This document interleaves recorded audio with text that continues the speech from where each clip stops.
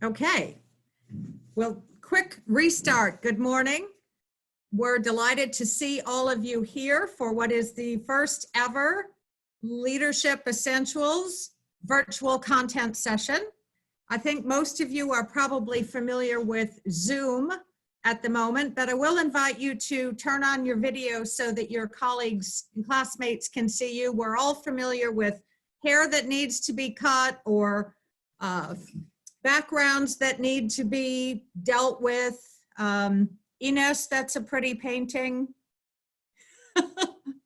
You know, you see things that reflect our personalities, and it's sometimes a fun thing to see that. And I'll do my level best to sit still because I'm not really very good at that in the Zoom platform.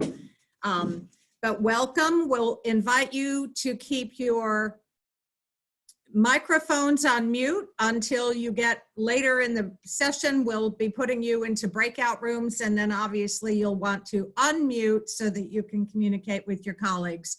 We're also going to use the Zoom chat room. You all hopefully are familiar with that. There's an icon at the bottom of your screen, and you'll see the chat to the right of your screen.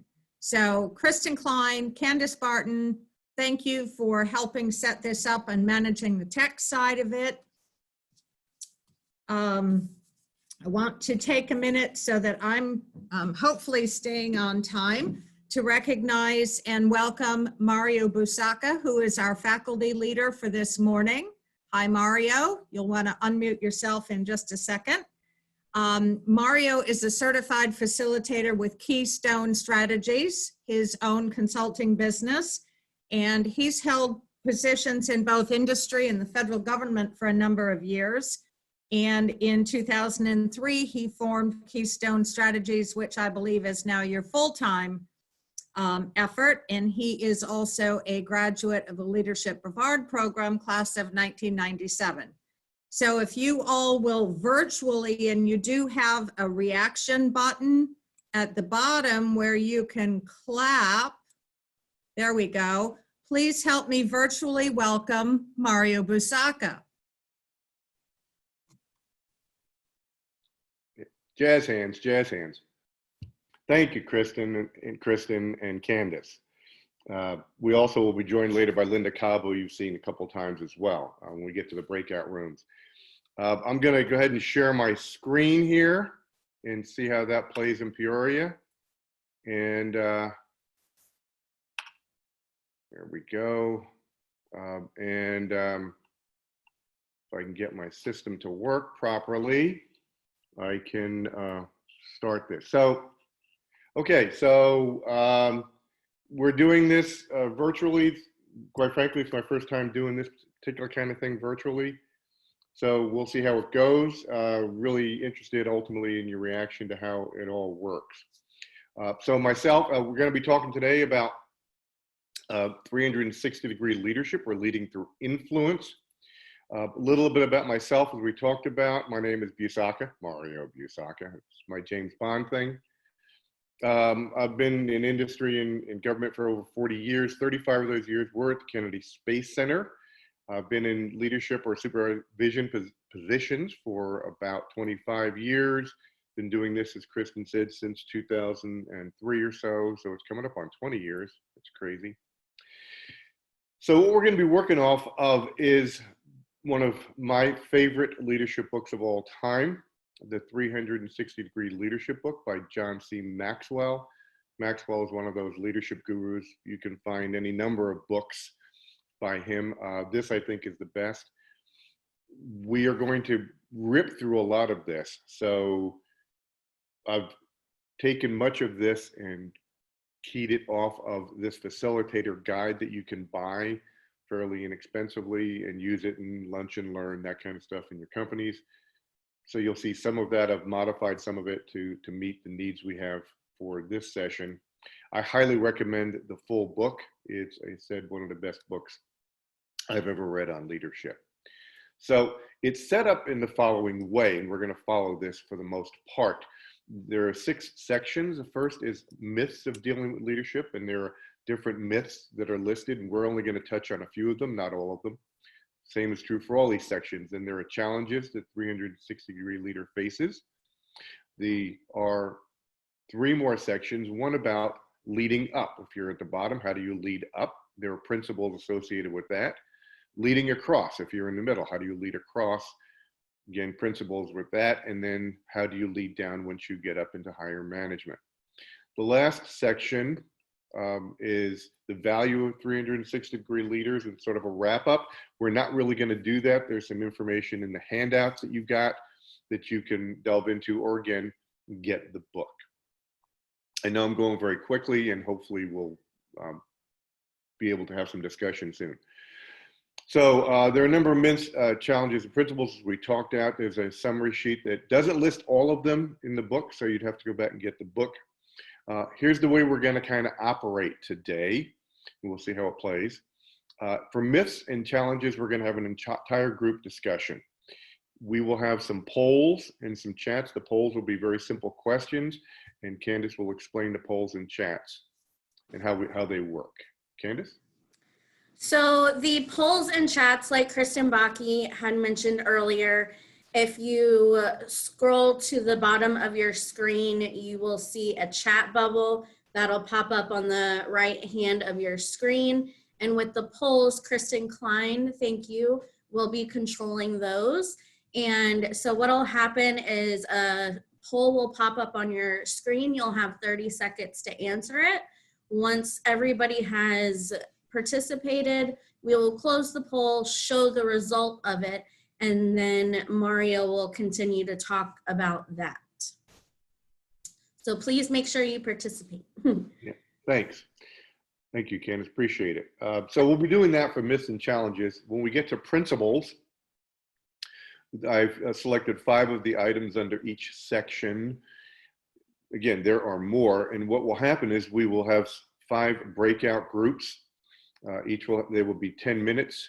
And so what'll happen is you'll be assigned to a breakout group, and then depending on the number of your breakout group, if you're in breakout group number 2, you would then address question number 2. In your group, you'll have 10 minutes to do that. It's very important that you will have immediately when you get in your group, assign someone for that question to take notes and then report back out. You will have 10 minutes, and then when we all get back together again, that spokesperson will have 3 minutes to report out to the class, and hopefully we can have a little bit of a discussion around each. I recognize it'll be a little rushed. We'll see how it goes and modify if we need to. Okay, everybody's cool. We'll just move on. So first thing I want you to consider, and we'll do this as kind of a group discussion very briefly. I'm going to assume, because you're in this class, that each of you wants to be in a leadership position. And so my question is, why? Why do you want to be a leader? So you guys can chime in and see if you can answer that question. This is the participatory portion of the session.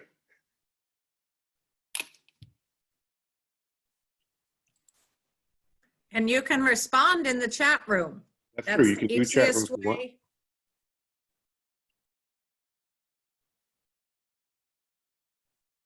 So none of you want to be leaders?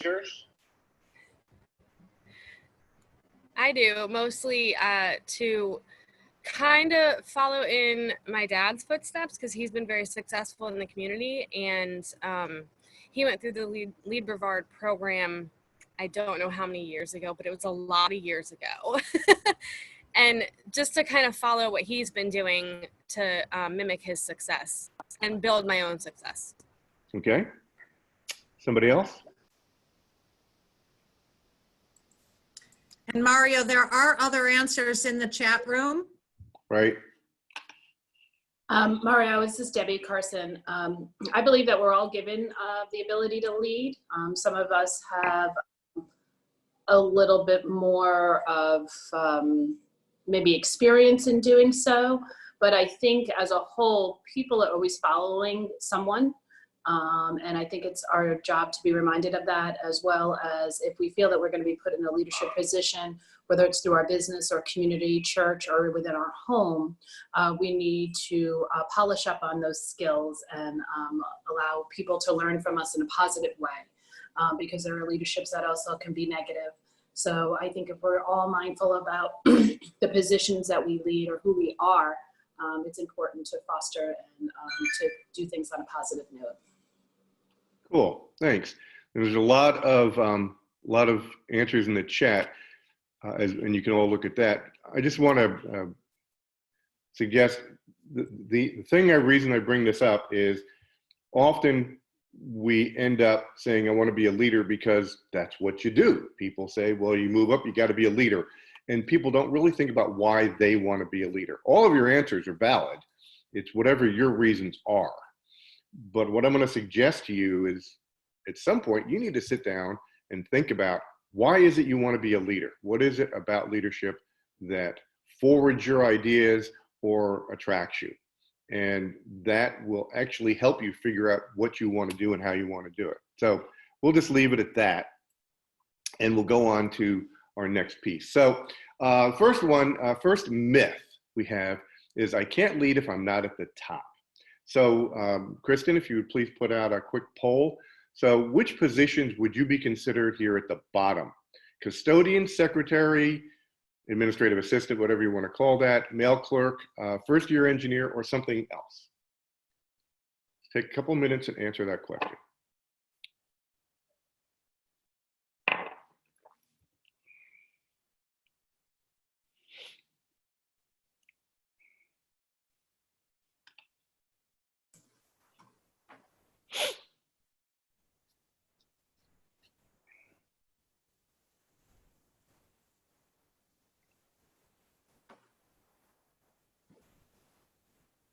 Only 70, okay, 76% of you have voted. Keep voting. 84.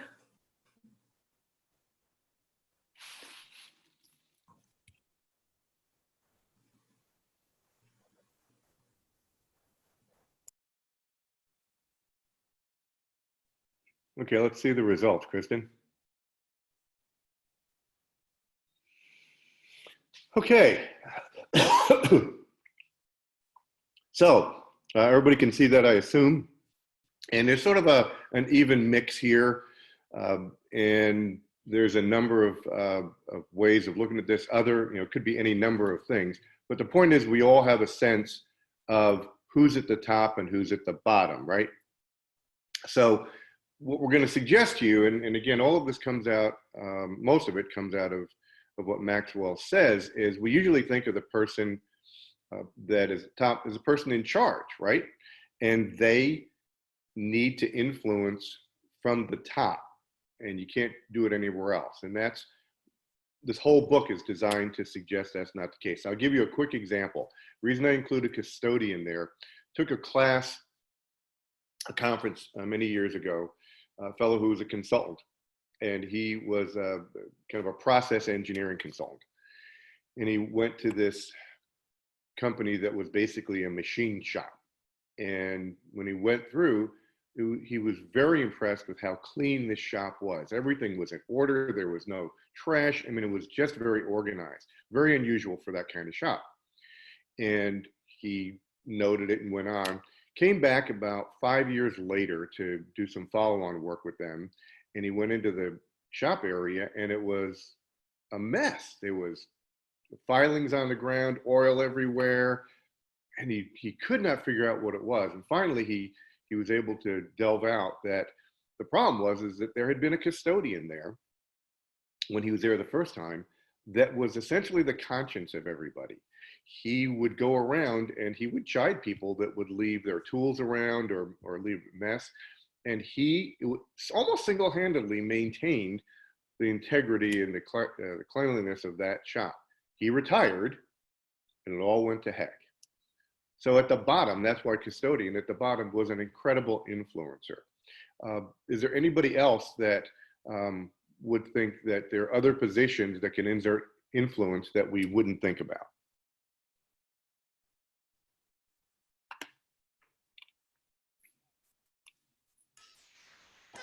Yeah, this is Steve. Yeah, much to the example that you just had, and the lady was in this class earlier. We have her position's NPI planner, and she drives the engineers, she runs the engineers. So you think that, hey, we have a bunch of engineers and even people with higher titles like senior systems engineer, but when she comes into the room, everybody does what she tells you to, because she's persistent and tenacious. And I don't want to use the word chiding or anything like that, but when she asks you to do something, you get it done because you don't want her to revisit you. So Exactly. it doesn't have to be a high position to drive a group. I agree with that. Good. Thank you. Thank you, Steve. So myth number 2, when I get to the top, I'll learn to lead. Please do a quick poll. True or false? When I get to the top, that's when I'll learn to lead.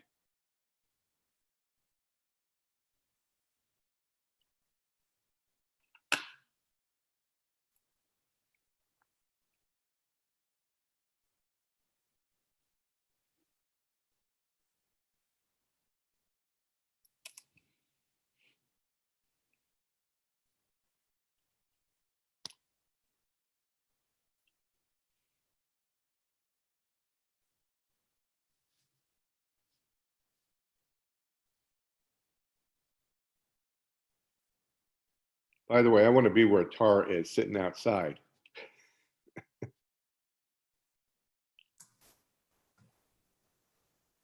Okay, results have slowed down, Mario. So shall I share them, end it? Yeah, go ahead and share them. We'll move on. False. Wow, everybody's got it. And that's exactly right. We would suggest that you don't know. So what are the kind of things you need to learn before getting to the top? This would be a chat. If you can just throw some ideas out there, give you about 15, 20 seconds.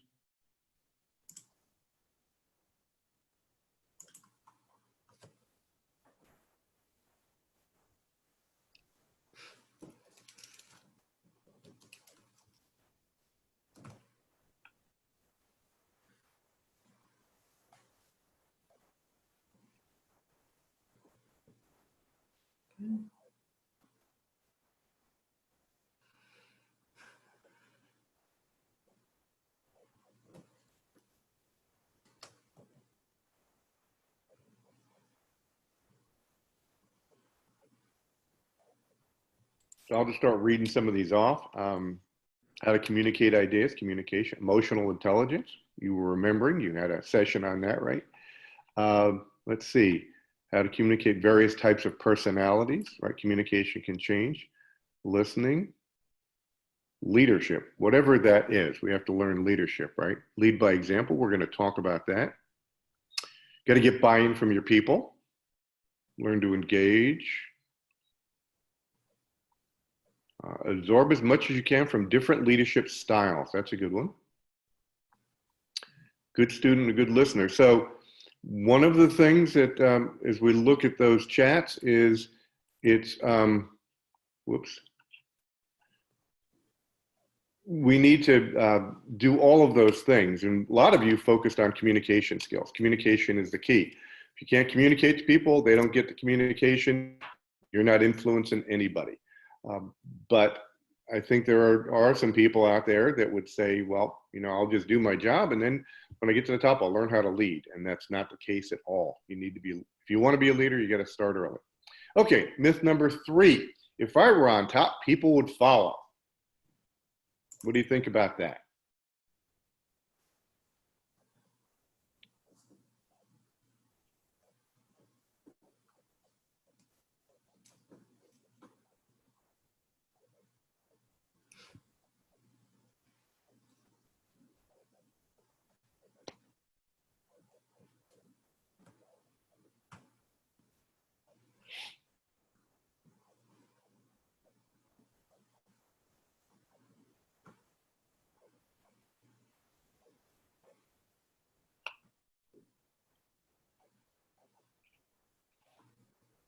Okay, what does that result look like, Kristen?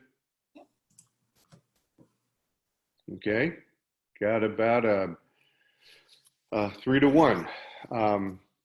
So what we're going to suggest to you is that we always think about people have to follow the leader. And so my question to you is, again, you can put this on chat. Why do people follow anyone? What is the drive to follow someone?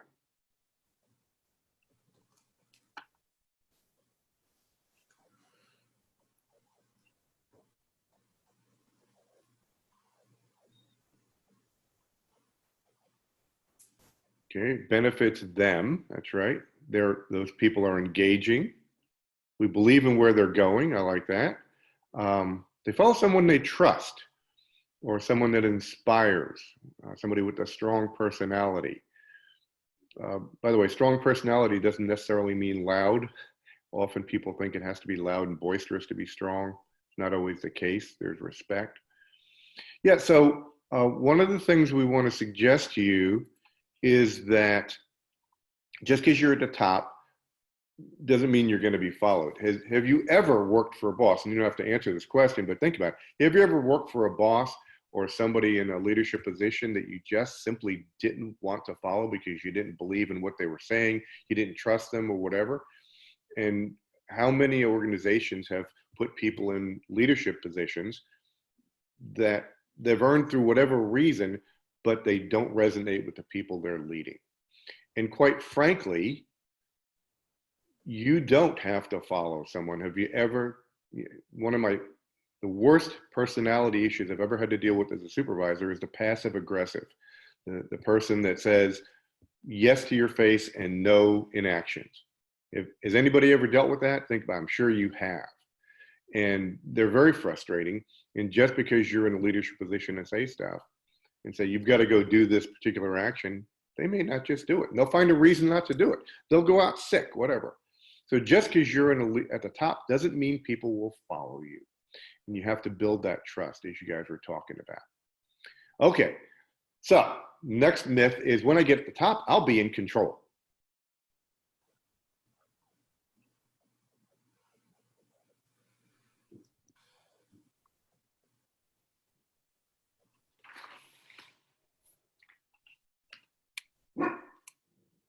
Perfect.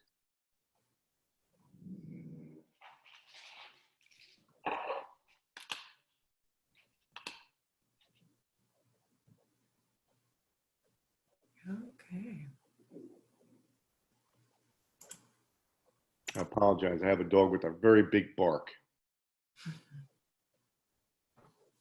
Okay, so got about 20% folks think that that's true. So my question is, what exactly are you in control of when you're at the top? And what are the obstacles to controlling those things?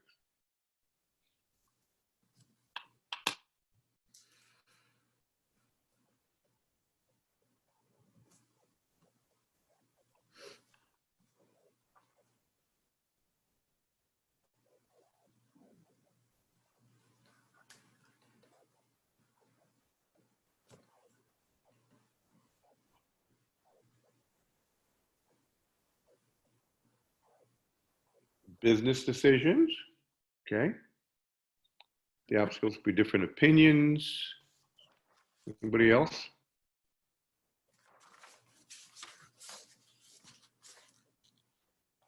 Morale. Oh, we're in teamwork, accountability for results. Observing, controlling the flow of work and deciding factors. Control of your leadership responsibilities and how to handle your employees.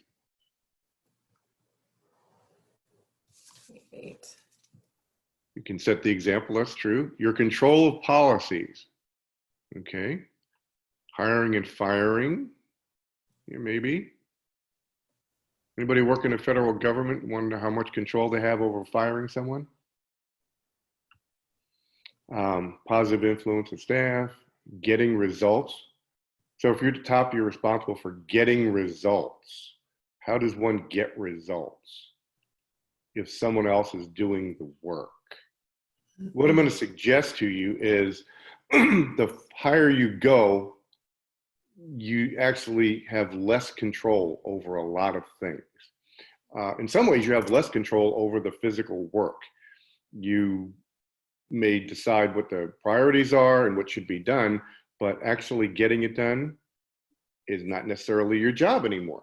One of my examples I'll use for this, when I was at NASA many years ago, and we've gone through a lot of reorganizations over the years, but we had one giant engineering organization, and the head of that retired, and they brought a new guy up who was a really good engineer.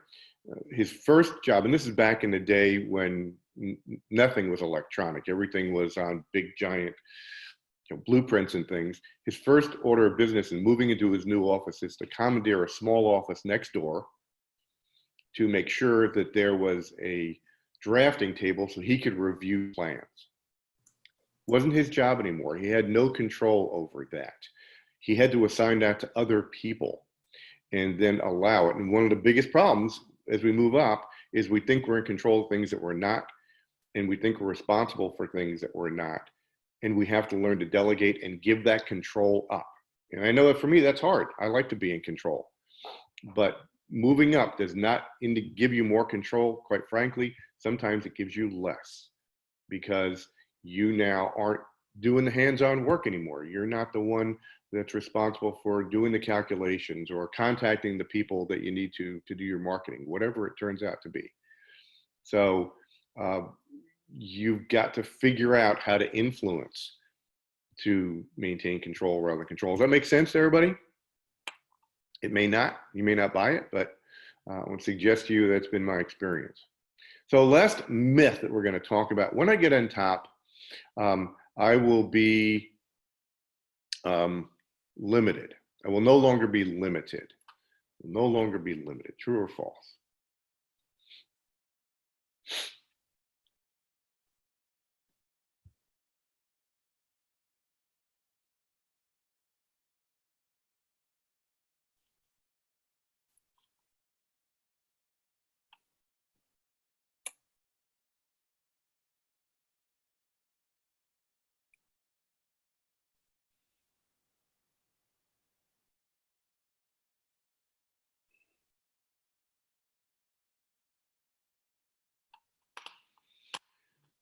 Okay, so the consensus here is that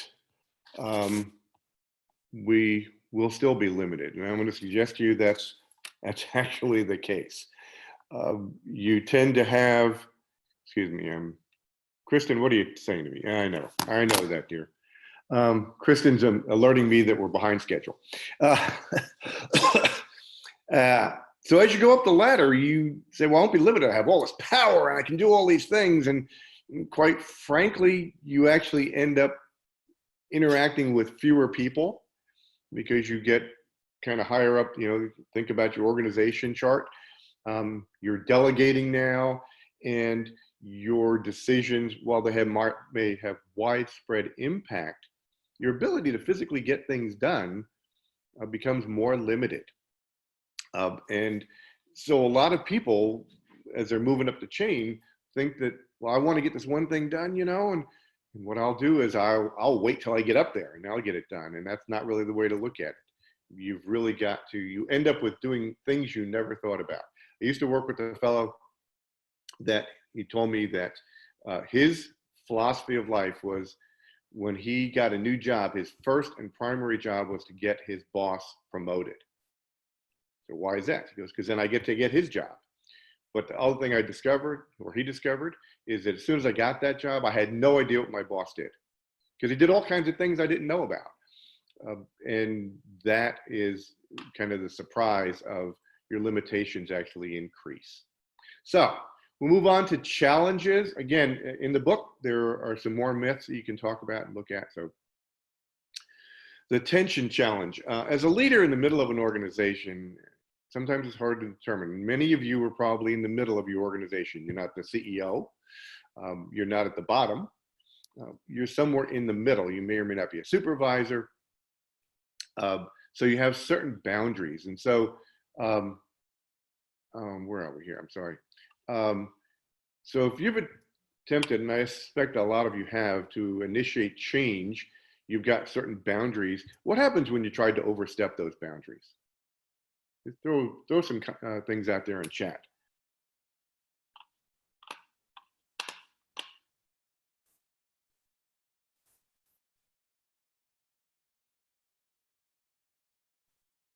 You got pushback.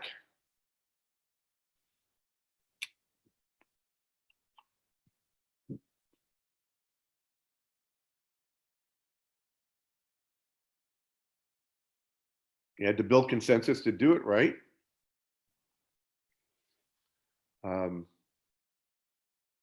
You were ignored. Anybody get ignored? Yeah, I'll bet you have. You have to involve others in the steps. You got to present the data, right? Make sure that it makes sense. So the, oh, you violated processes. Yeah, managers love processes. We're going to talk about that in a little bit. But yeah, so when you get to being in the middle, there's this issue of you got to walk this fine line. How do I get to do what I think is the right thing to do? And as most of you have said, it's not just about you, it's about convincing other folks. So the frustration challenge. Any of you ever had an ineffective leader? I'll bet you have, or at least you reviewed that. So what kind of characteristics make for an ineffective leader, and what should we do about it? What do you think you should do about being led by an ineffective leader?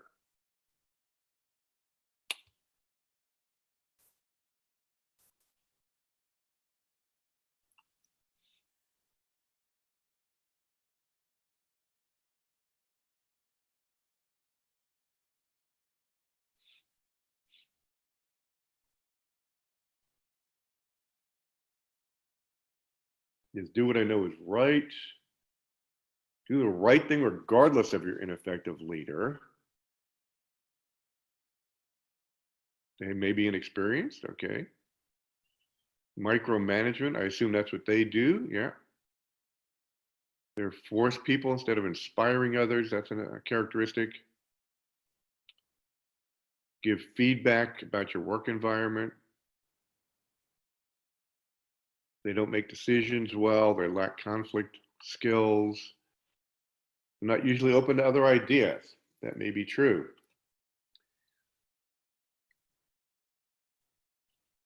So there's any number of things we could probably list. Many people, and not many of you said this, think, well, I got to go fix the leader. And Maxwell suggests you can't fix the leader. It's not your job. Your job is to add value. We're going to talk a little bit later about how you might do that. But if we have an ineffective leader, we have to think about what is the real goal here and how do I get to it. But often we will fight an ineffective leader or try to fix them. And that often leads to deadlock, or it could impact our careers, especially if that leader is a vindictive leader. Challenge number 3, the ego challenge. You're often hidden in the middle, kind of what we talked about before. Have you ever felt unappreciated in your work? And so if you want to promote yourself, how do you promote yourself if you're not appreciated well?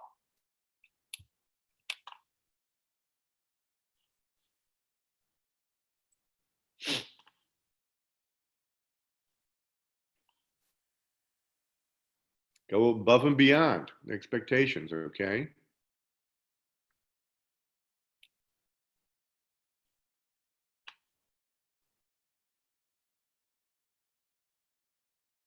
Go one-on-one at your manager, tell him what you've been doing. Okay, get yourself in front of them. Oh, so somebody moved to a different place. Just get out of that situation. Sure, that's viable. Find a sponsor. That's a good idea. A sponsor or a mentor. Get other people to tell your boss how good you are. I like that. And of course, the question is, why would they want to do that? Let your manager actually see what you're doing somehow. Get your work in front of them. Again, go above and beyond. So that's all well and good. And so one of the things that people seem to forget is that what really works often to get yourself seen is to simply do your job and do it very well. Another example of a fellow I worked with many years ago at NASA who was in the middle, and he seemed to be a fairly good guy, and no one seemed to know much about him, but he ended up with a project that was, you know, kind of a middle of the road project. And he just did that job so well and raised the level of what the results were that he ended up becoming much better known and was promoted after that. So if you pay attention to your production, to what you're responsible for, and make sure you do it very well, those will come to light. And sometimes we think we have to promote ourselves as opposed to do our job. Does that make sense? Okay, for the fulfillment challenge, leaders like to be out in front more than in the middle. And so this just kind of get a sense of what you guys think. And neither is right or wrong, but do you like to be out in front and everybody can see you, or do you like to be in a supporting role?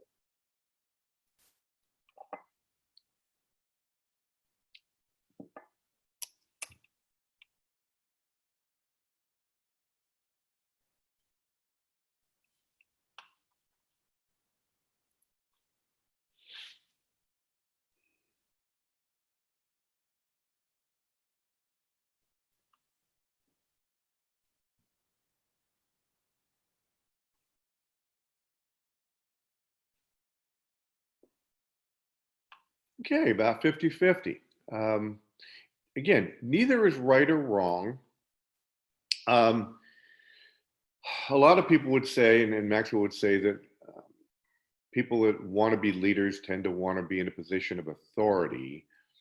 However, I would suggest that you look around your organization and figure out who are the folks that are really influencing and having an effect. And you may find that there are people in your organization or yourself, if you look at yourself, that tend to be in a supporting role. They come to the meetings, they don't say a lot, but they produce a lot of reports, or the boss goes to them on a regular basis and asks for their opinion, but they don't always just offer it up. Either of these can be leadership, and they just have different styles. What I think Maxwell would suggest, and as I would, you need to figure out what it is you like to do, and either can work. So don't think that you have to go and be the leader with all the authority to get everything done.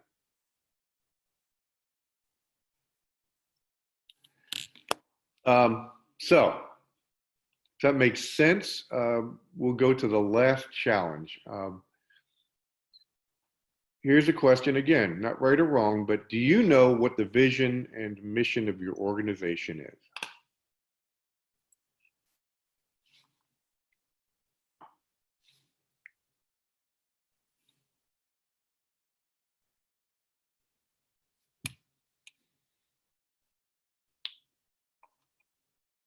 So if I asked you to recite the vision and or mission of your organization, could you do it?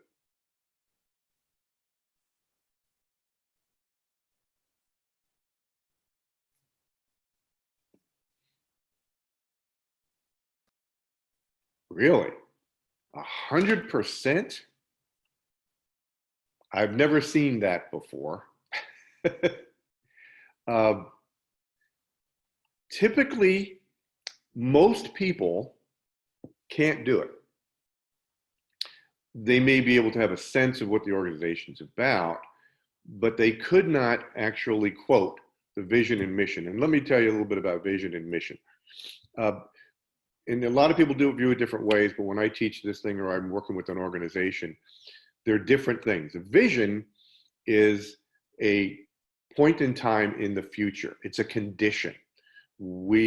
My organization will be the best widget maker in the world with the highest sales in the world. That is a vision. It's where we're going. The mission is how we get there. We do that by obtaining the best materials, obtaining the best engineers, and doing testing far and above anybody else does. Nobody tests widgets like we do. And often you'll see vision and mission kind of mixed. It's not that critical as long as you know what you're doing. But here's the two important points. One, if you don't know what the mission of your organization is, or the vision is, how in the world can you do your job? Because, well, you say, well, my boss tells me I've got to go do this. I got to build this spreadsheet. Why do we need this spreadsheet? Why do we need a spreadsheet to build widgets? When you understand what the vision is and what the mission is, you can then be innovative and you can do more things with your, whatever it is you're tasked to do. And then the second important piece that he talks about here is that if you know the vision, you can champion it, because not everybody in your organization is going to understand what the vision and mission is. They just aren't. It's just a job. And that's one of the things you can talk about, or you can see those people that really don't know what the mission of the organization is. Typically, it's just a job. They come in, they do their job, they go home, which is fine. There's nothing wrong with that. But are they going to be in leadership positions? Probably not, because they are not forwarding the vision. So I'm not going to ask you to answer this question right now, but what I'd like you to think about is, what is the vision of your organization? What is your mission? Can you actually recite it? And how do you forward that to the other people in your organization?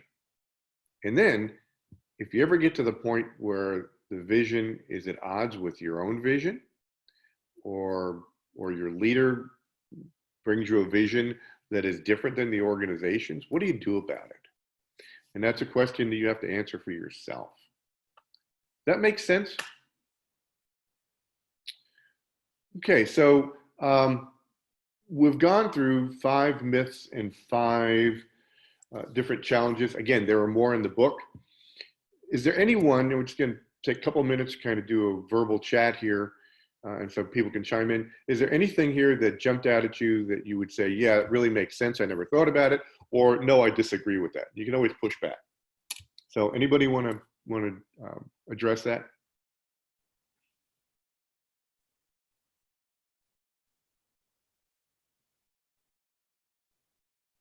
I kind of, Sarah, I agree where different levels, like custodian all the way to the bottom, aren't necessarily at the bottom. Each level has their own set of leaders throughout. So I liked how that was put in this presentation.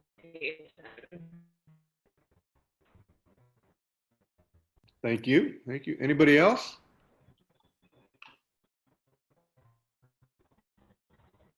Can see you all out there thinking.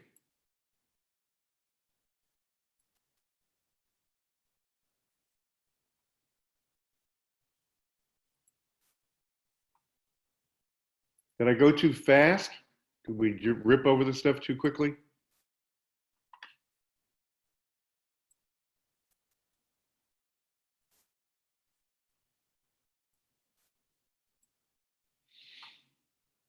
Okay. Well, having said all of that, we're a little ahead of time, so we may have a little extra time for other discussion now. So what we're going to do is we're going to split into these breakout groups. I'm going to go over again how this works. There are 5 items in each section. They are numbered 1 through 5, amazingly enough. And we will have 5 breakout groups. So whatever your number of your breakout group, which you can see, Candace, right at the top of your screen when you get there, will be the number question that you're dealing with. And you will pick that number and kind of talk about that question for about 10 minutes or so to answer the questions. Now, when you see these questions, and I'll just show you an example, there's usually 2 questions on the page. It's in your handout. You can look at your handout for these. You don't have to answer these questions specifically. We just want to get a sense. These are kind of discussion generators. So lightening your leader's load is principle number 1. So I want you to have this discussion about what that means. Why should you do it? And all of that. Please, when you first start into your group, assign a spokesperson who will record your answers and then report out to the class. So you have about 10 minutes for your discussion, and then each group will have about 3 minutes to report out. Now, we're a little ahead of schedule, so we may be able to extend those report outs and have some more open discussion. And what I'm hoping is in your smaller groups, you'll be able to actually speak to each other as opposed to what we've been doing here, me mostly talking. When we get back in the bigger group, I'm also hoping that we can have a few people be able to that are not in the group. So if you're in group number 2, group number 1 is reporting out, I'm going to say, all right, they've reported out. What do you all think about that? And the whole point of this, and I always say as a facilitator, the more I talk, the less you learn. So I'm hoping you guys get to talk more in this forum, but I know it's a little more difficult. Kristen, Candace, anything else about the process? No, you hit on everything really good, Mario. Just if you, for some reason, get kicked out, please sign back in, because I know when you're in the breakout room and then you get transferred back into the big group that sometimes, unfortunately, it kicks people out. So please just sign right back in. And then if you are having any difficulty, please, reach out to one of our staff team members here and we'll do our best to get you back in. And Candace, as I remember when we were practicing this, sometimes there'll be at the top of your screen in your breakout, there'll be a countdown clock, right? Yes. So you're going to have 10 minutes and it'll show that on the clock. And then when 1 minute is left, it'll kind of count you down. And then you'll have 15 seconds before you're put back into the main group again. And then you may end up not going back for some reason, and you can sign back into the main group. There's a button somewhere. So just be aware. Correct. Yep. Okay, and you should have a facilitator within each of these groups. And hopefully Linda Cobb will be coming on soon. And She's on already. So she'll be part of Linda. Yeah. Great. All right, go. All right.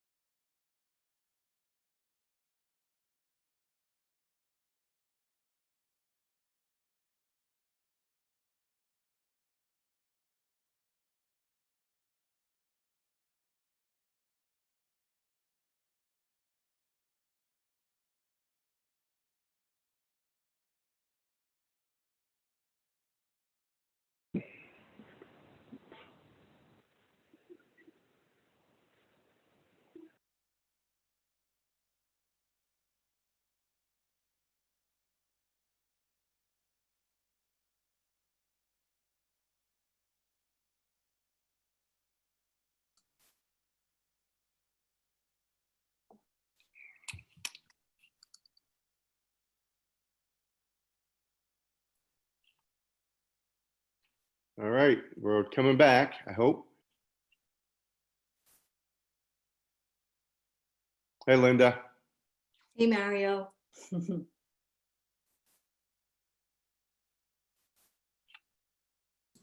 Hey, Linda, Rip. thank you for joining us. Well, my pleasure. Yes, we do appreciate it. Yeah. Okay. Hope everybody had a good discussion. We're just going to walk through this and leading up number one principle, lighten your leader's load. If we could have that report out, please.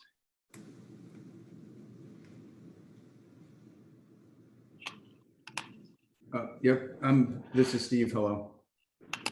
So first question, how does lifting your leader also lift you in return? Somebody had said that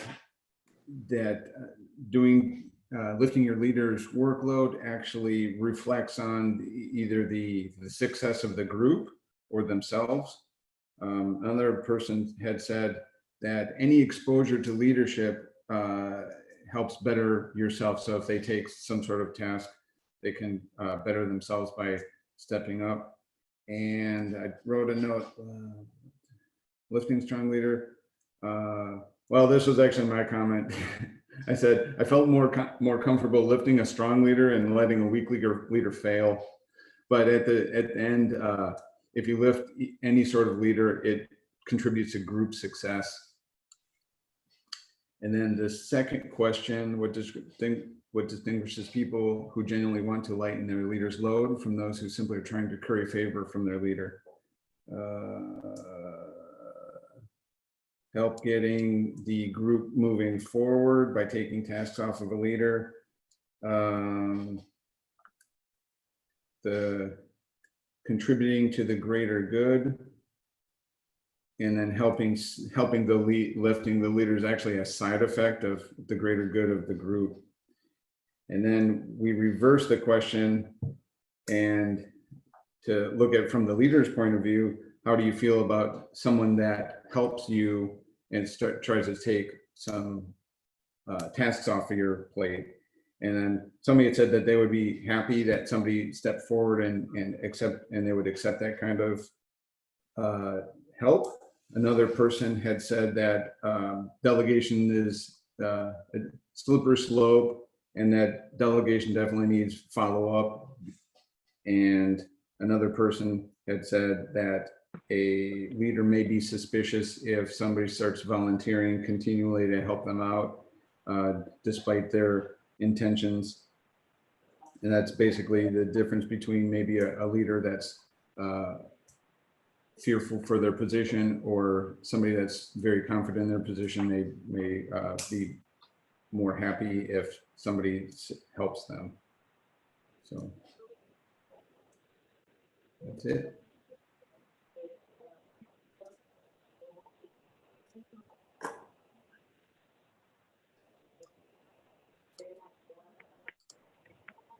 You're muted, Mario.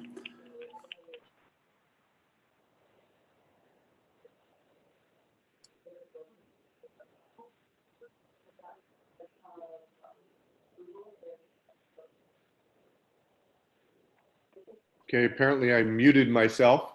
So if we could have a report out from group number two, be willing to do what others won't.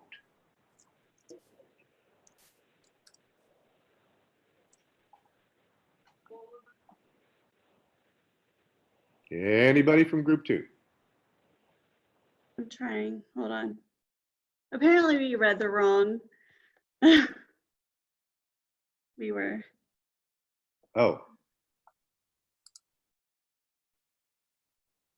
Does anybody else from group two want to join in with me on this?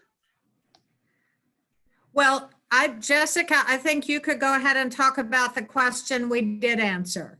We We did answer? actually Okay. talked about the challenge number 2, which Instead of was earlier in the principal. presentation rather than the leading up number 2. Sorry, my bad. But we do have conversation about that. So I invite Jessica okay, well, to share that. let's go ahead and share that, please. What we talked about was poor leadership that we had and experienced. we talked about different spectrums from micromanaging to jealous bosses. And no matter what the employee did, they couldn't do anything right. And then the other spectrum of a hands-off boss, they always felt like there was more important things that could be done. They wouldn't answer the questions or emails for weeks at a time, and they just didn't know where they stood. So it was, there's just totally different ends of the spectrum from being a leader and not really knowing either where you stand, or to the extreme of micromanaging so much that nothing you do is correct. So you have to find that happy medium and being able to trust your employees and understanding what works as a leader and how to connect with your employees.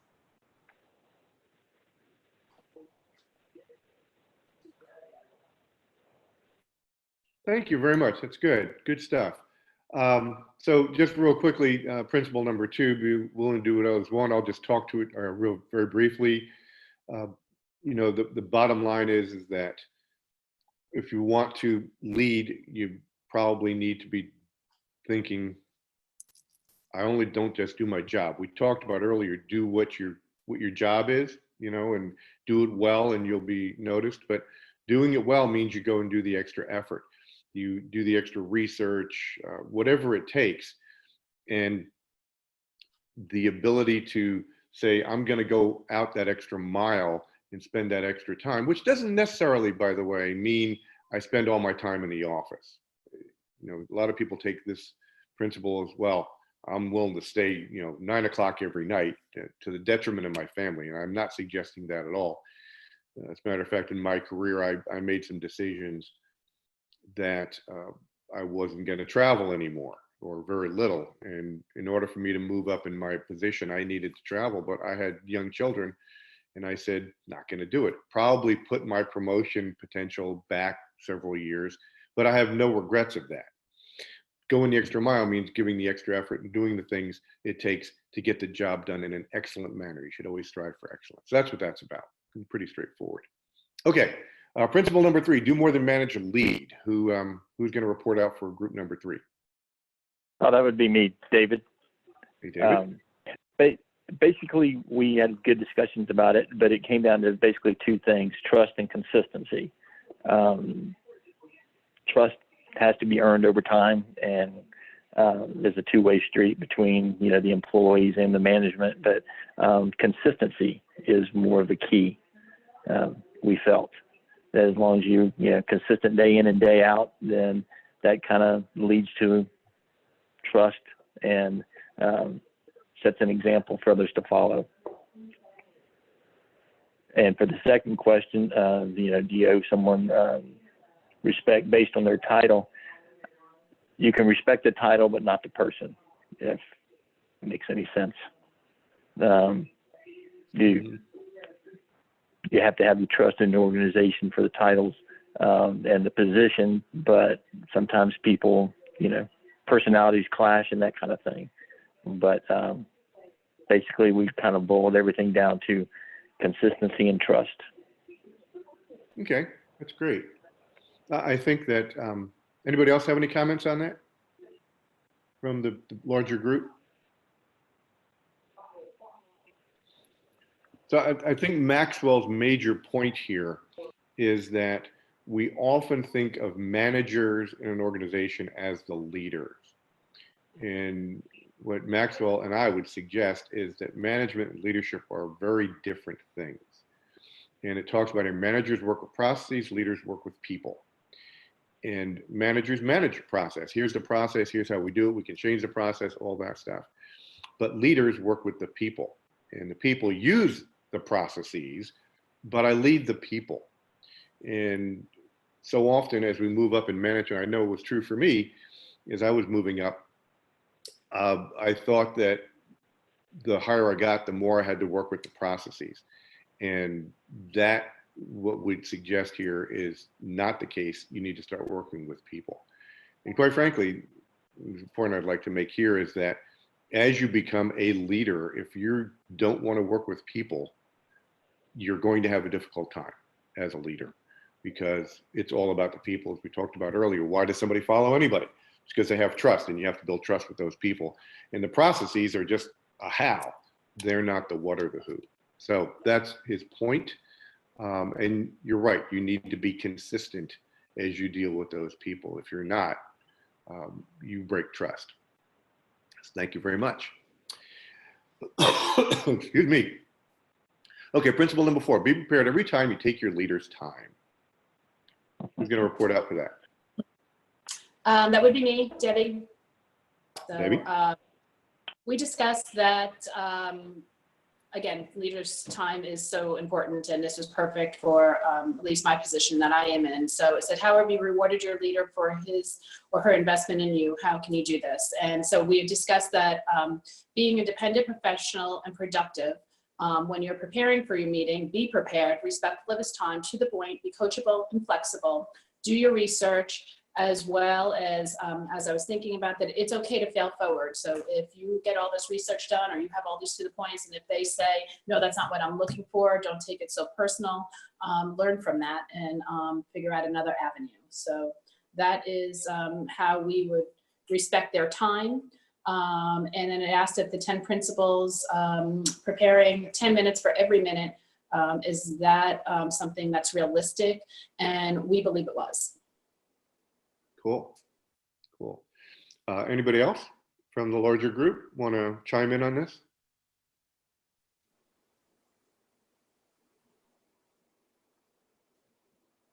No? Okay. So what I'm going to suggest to you about this particular issue is, it's not only about time, it's about how. As you go to your leader, now I recognize that depending on who you're thinking as a leader, is it the CEO or is it just your supervisor? Your relationship is going to dictate in part how you do that. Walking into your supervisor's office to say how you are doing this morning and spending 5 minutes having a cup of coffee may be exactly the right thing to do, and you don't necessarily have to prepare for that. But when you're going to do something technical or something related to the business, you should be prepared. What's really important is also understanding, and I think you sort of touched on this, is how does your leader learn? We all learn differently. Some of us are visual. I'm a visual learner. I like to see stuff. Some people are auditory learners. Some people are experiential learners. And so as you go to your various leaders, you need to learn how they learn. So like you said, you came in with this big report and they say, it's not what I wanted. Is it because it wasn't the data that they wanted? That's the first thing. If you haven't figured out what data they wanted, you need to go back and look at that. But how do they want it? Do they want a PowerPoint presentation to look at? Do they want to just listen to you talk in one chart? Do they like charts? And that is a critical issue. I learned over the years is that I would always do it the way I thought people needed to understand it.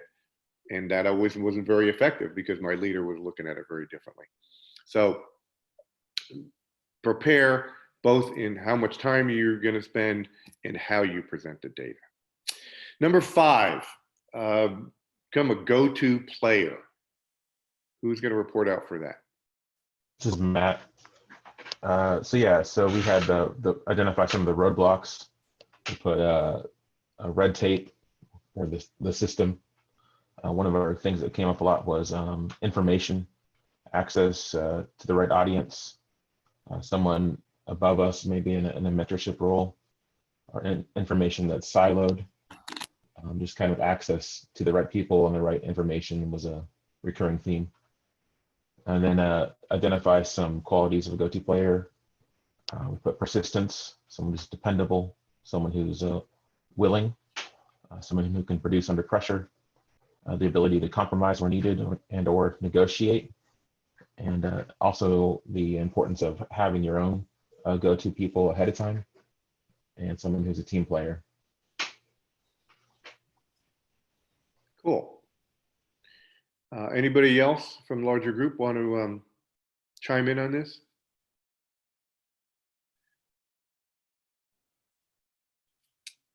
You know, this kind of goes back to what we talked about before, is somebody who's going in and lifting their leader up. why are they doing it? Are they doing it because they are trying to suck up, as it were, or are they doing it because they have the better philosophy of what's going on and their intentions are good? Now, to be fair, a go-to player has personal agendas. They want to move forward in the organization, and that's perfectly okay. It goes back to, why do you want to be a leader? I want to be a leader largely because I want my ideas to be put forward. That's a perfectly acceptable thing to do. The trick is, are you doing it by rolling over people, or are you doing it by helping your leader and others as well in the organization? So, make sense to everybody? Cool. All right, we've been sitting here for an hour and 15 minutes, or some of us longer. Why don't we take a 5-minute break? We'll do a little countdown timer, I guess. Candace, if you can do that somehow. So it's now 1/4 after, so please, everybody come back in 5 minutes. And when we go back, we will then go to, again, I'm going to point you to your handouts. And the next breakout session will be looking at leading across. There will be 5 questions. And the final breakout session will be leading down. And there'll be those 5 questions. And again, 1 question per group. Are there any questions about any of that?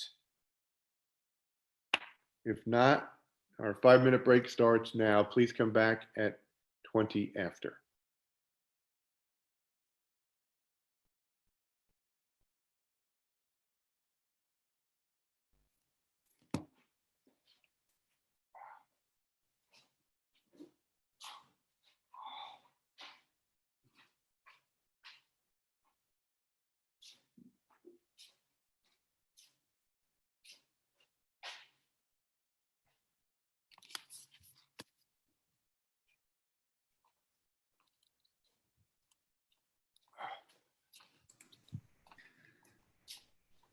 So Mario, I'm sorry that it wasn't clear what they were supposed to be looking at in the handout. So I shared the handout again for those who didn't have it in the chat room. And then I'm also posting the picture or the questions in the actual chat. And then I will, before we send them into breakout rooms again, I'll just reference what page number that the second section starts at, and they just have to look at what one they're actually doing. Terrific. Okay. That's great. Am I still clear here? Yes, as of right now. Okay, because I moved and I'm a little further away from my router just because I wanted a better seat. But I'm still coming through clear? Yep. Okay, cool.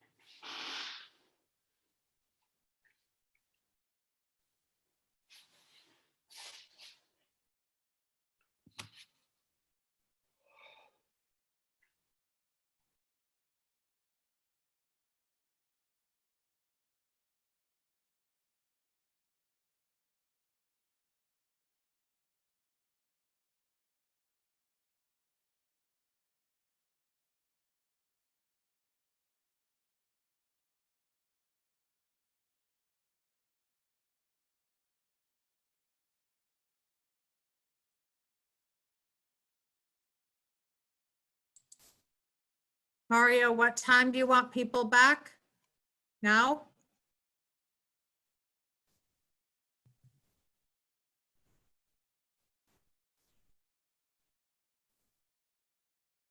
In about a minute.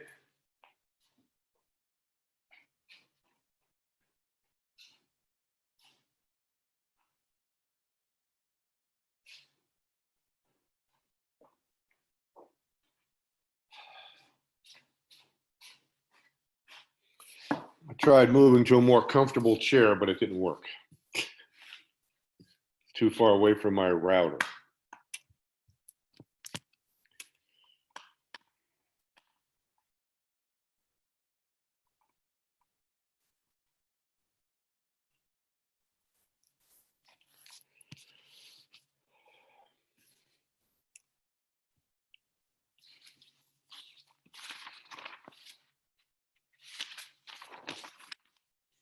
Okay, we should be close to starting again.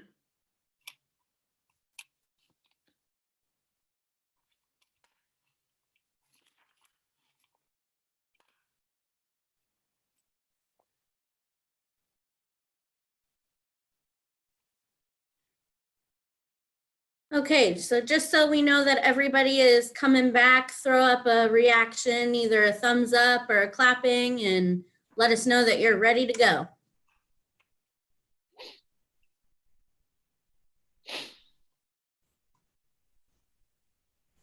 Great. Okay, Tara.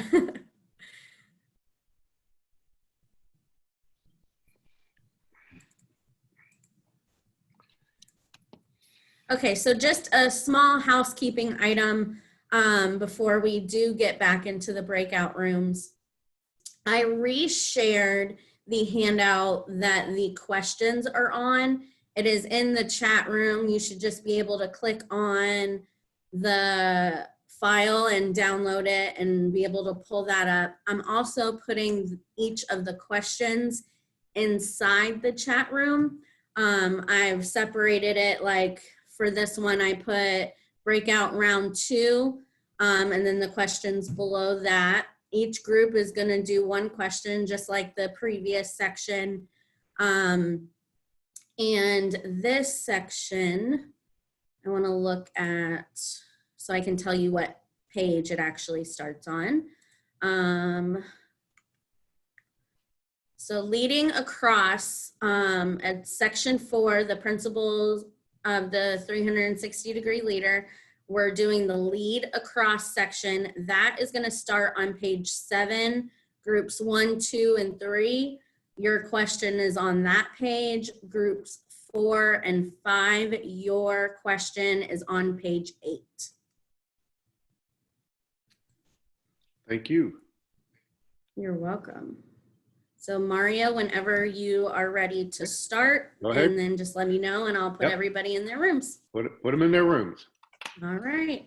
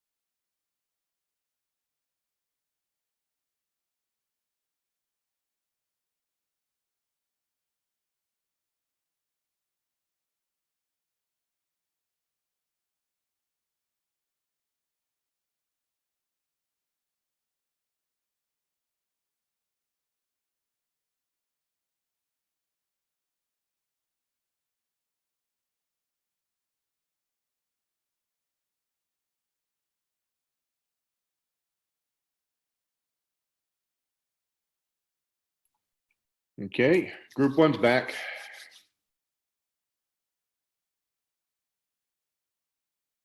Group 3 should be back.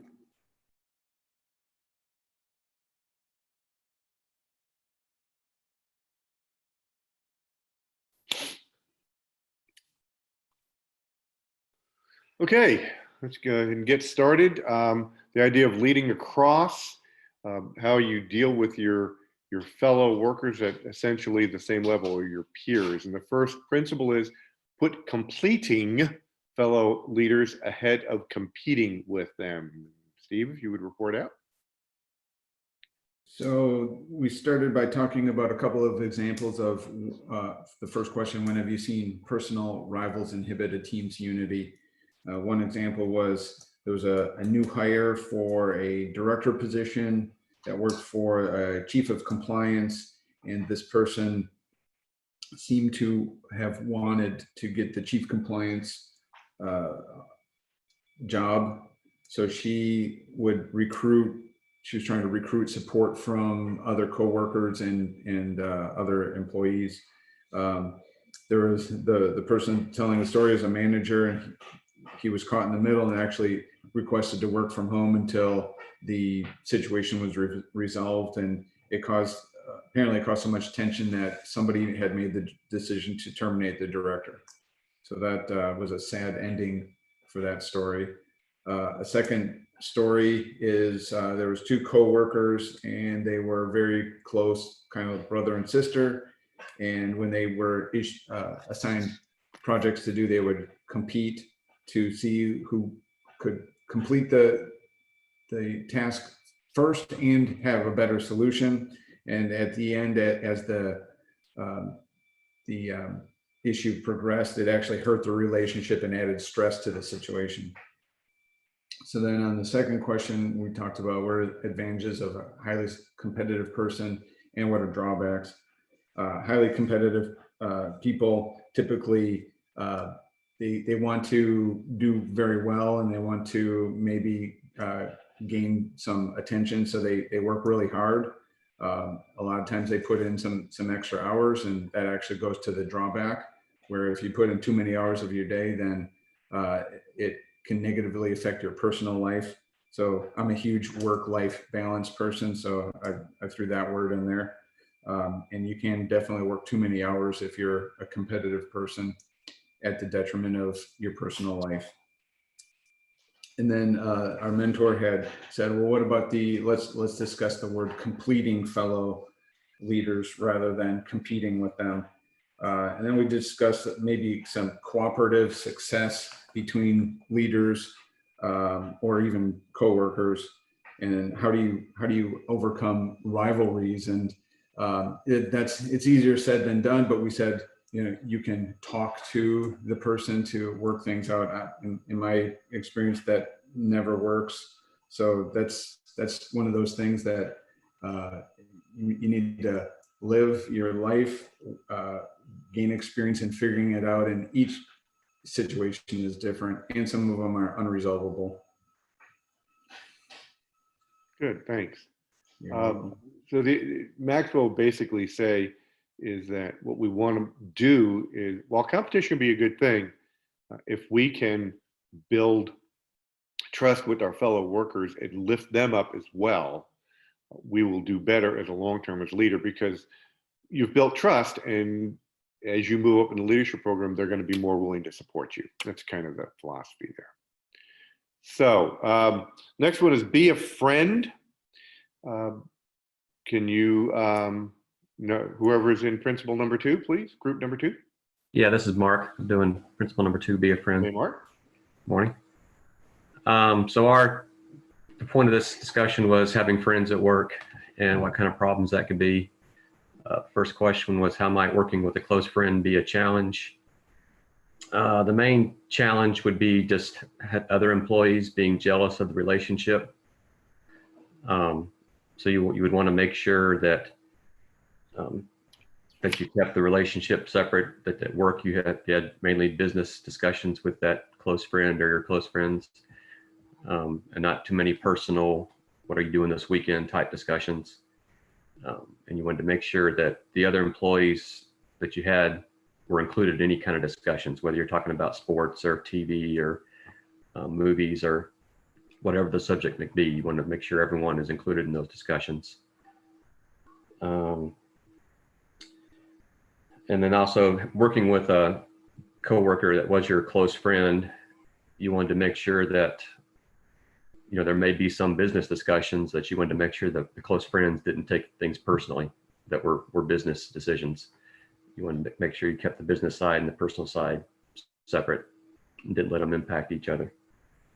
And then the question about favoritism to a friend in the workplace, obviously no was the answer to that question. You wouldn't want to show any favoritism to a close friend. You wouldn't want to treat everyone the same. Good, thank you. Anybody else want to chime in? So one of the things I'll suggest to you all as you move up in your organization in its management chain, this can be a very difficult problem. I know I've experienced that. You become somebody's supervisor who you used to be a peer. It changes the relationship and it can cause lots of trouble. And the best way to deal with that is to talk that out for all the reasons that you talked about.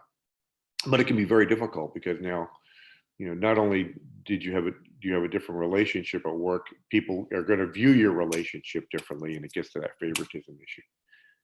Good, thank you. So next one is principle 3, avoid office politics. Who wants to speak to that? I was thinking about voting to start. I don't know if you guys want to do that or not, but. Okay. No, I was just teasing. The main thing, it seems like that, do you believe office politics ever have a legitimate place? A lot of the group stated that it's a detriment to others of it being happening. We need to try to please everyone through working towards a greater good. But sometimes, you know, you just have to play along with majority decisions in a workplace because you want to make sure that you want to see it out, and then we could maybe revisit it at a different time. And then why is it difficult to avoid office politics? For what reason do we play politics at work? It depends on the nature of the environment as well as the culture of the industry that you're in.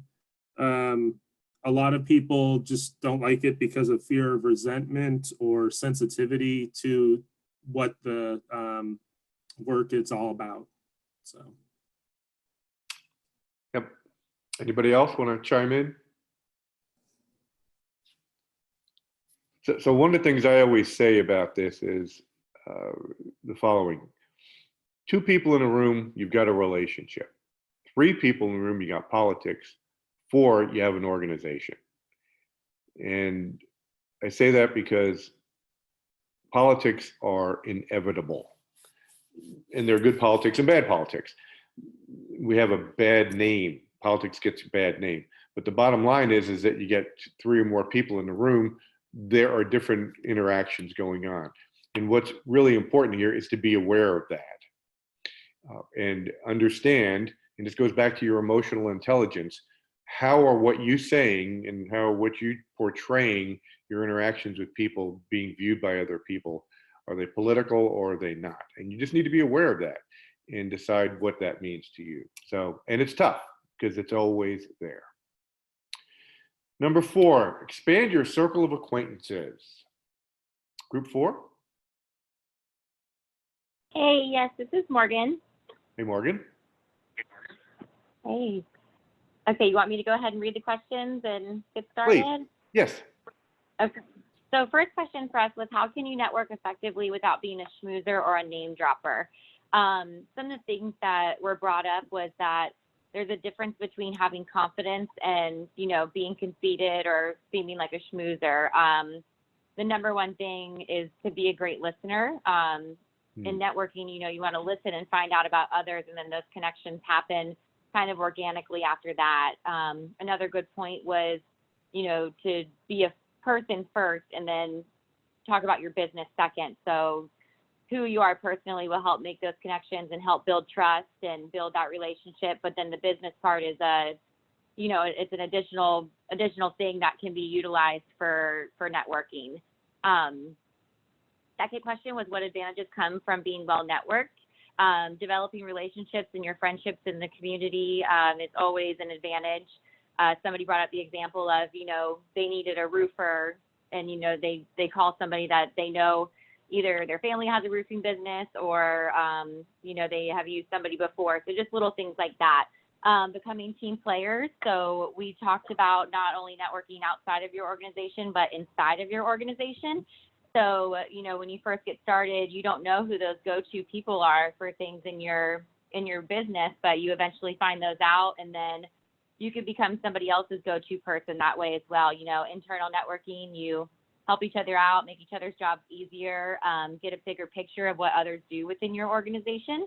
Then the opposite, there's external networking. So helping each other out and building relationships within your community. Nice. Anybody else want to chime in?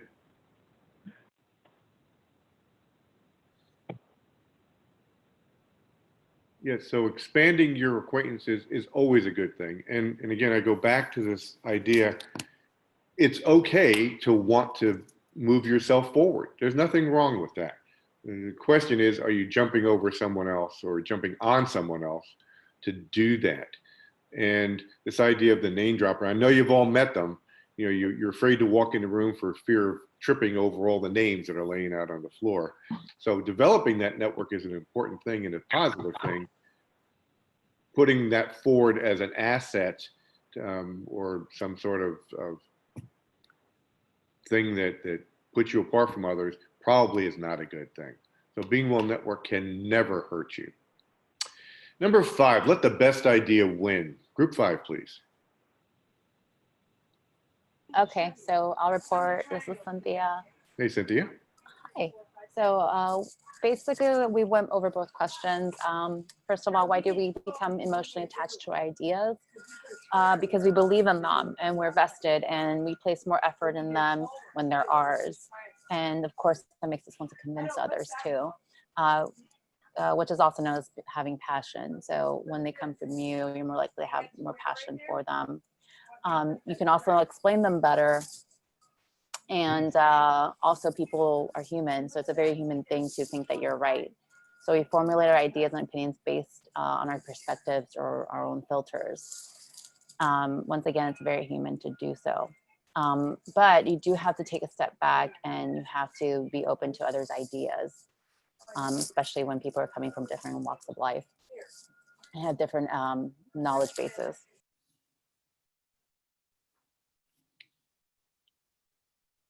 Good, thank you. So anybody else want to chime in?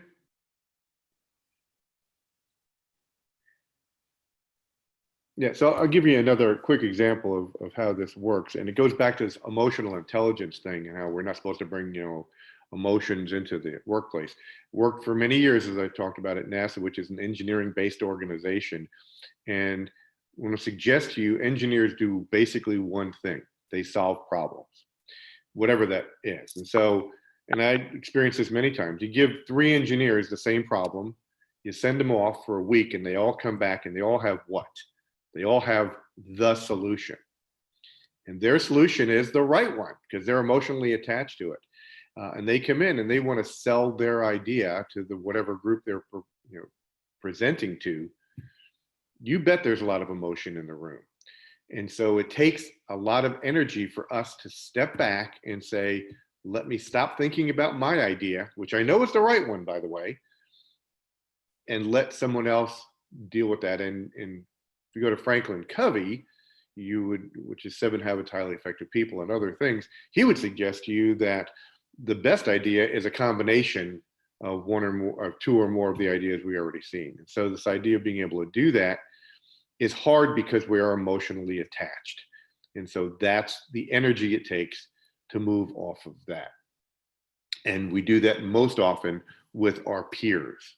And that's why leading across and allowing the best idea to win. If I don't have the best idea and letting it win, you've built trust with someone else, and they'll be much more willing to speak with you and work with you in the future. So cool. All right. So now we're going to go into the last breakout session. And this is leading down. So these questions are from the perspective of I'm now in a leadership position, I'm I'm closer or at the top of the organization, and I have to lead down.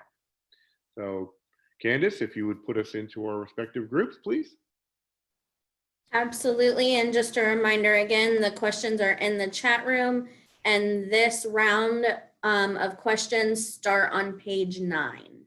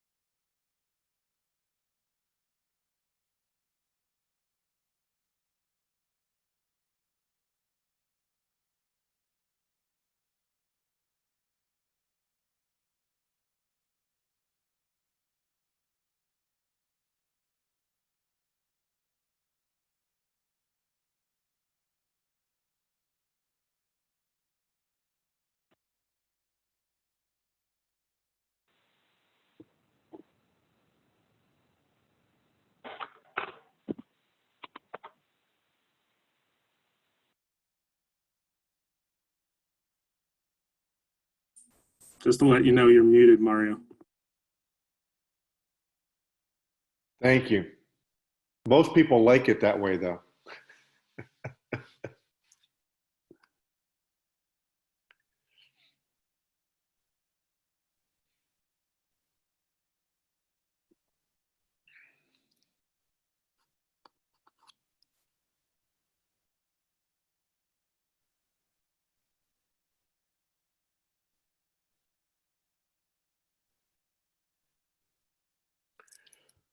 It's just Okay, you and me. Mario, it looks like everybody is back. Oh, really? I can't see anybody.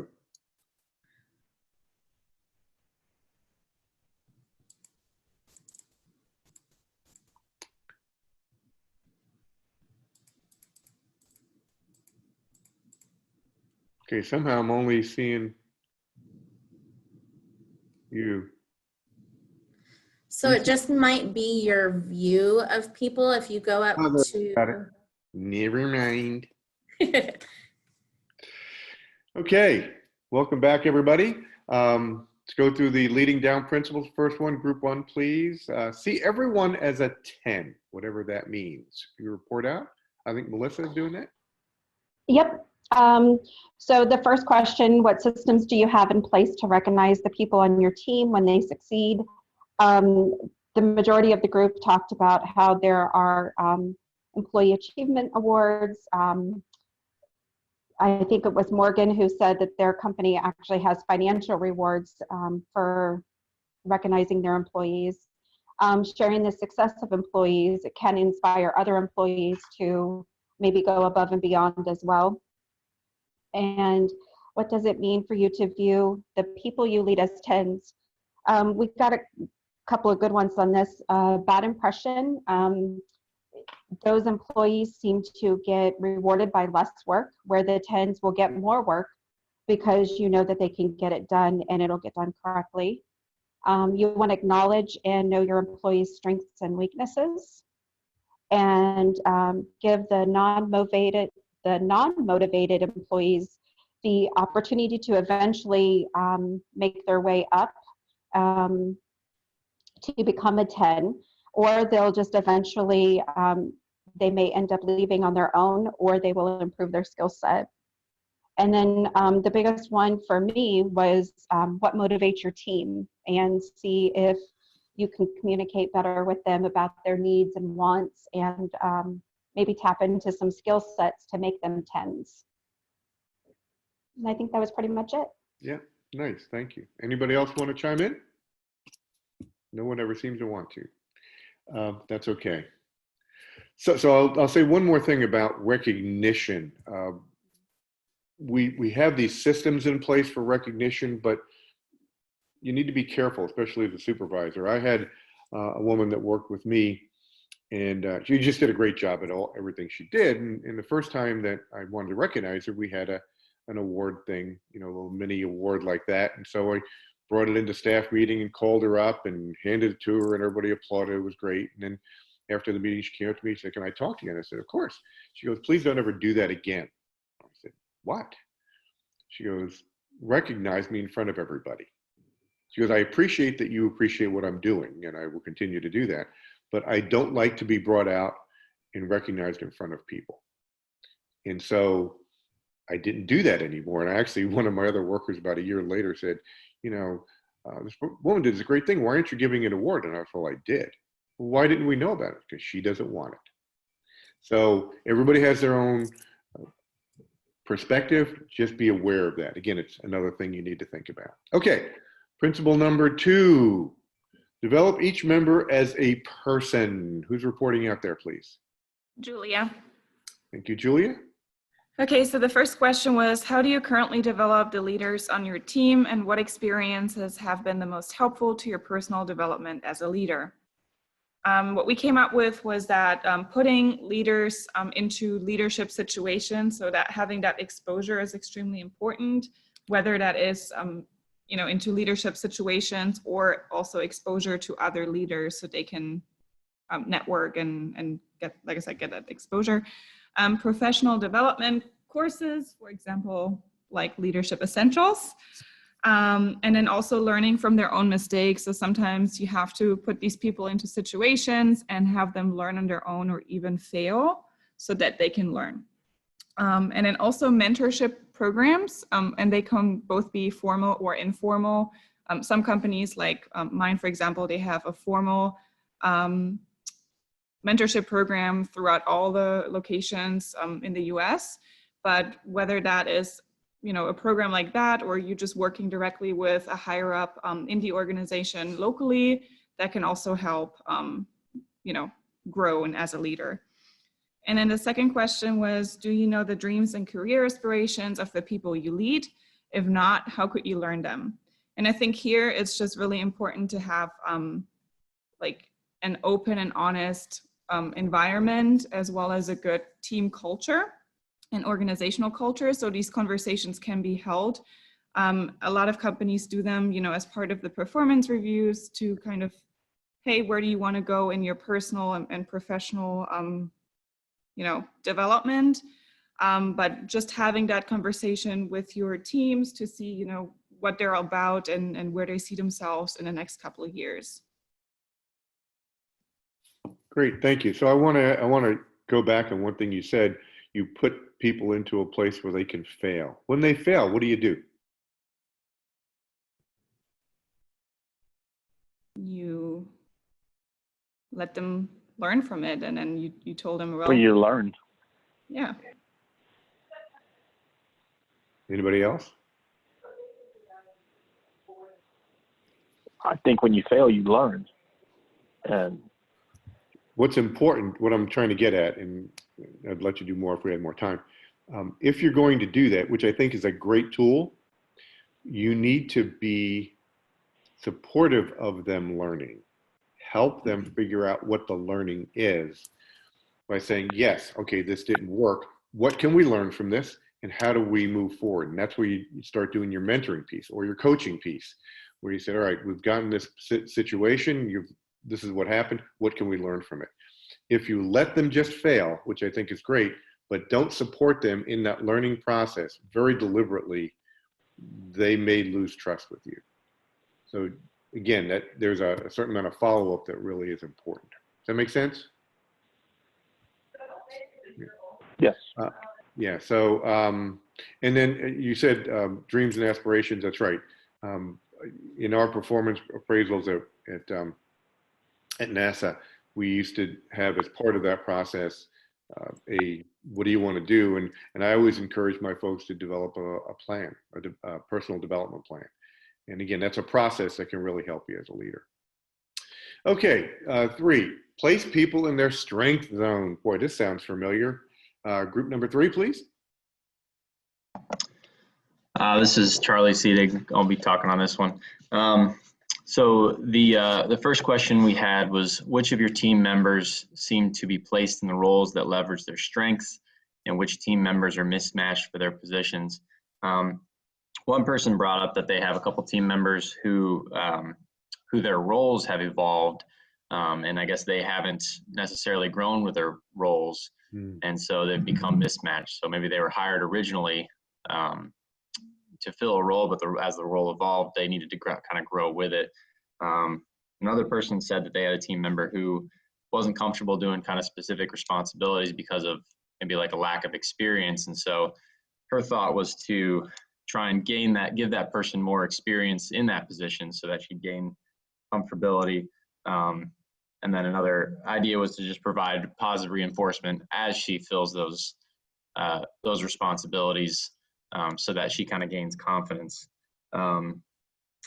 The second question was, when hiring, how do you discover the strengths of job candidates? And it was brought up that the best way was to have a candidate explain their experiences in a specific role and in specific scenarios.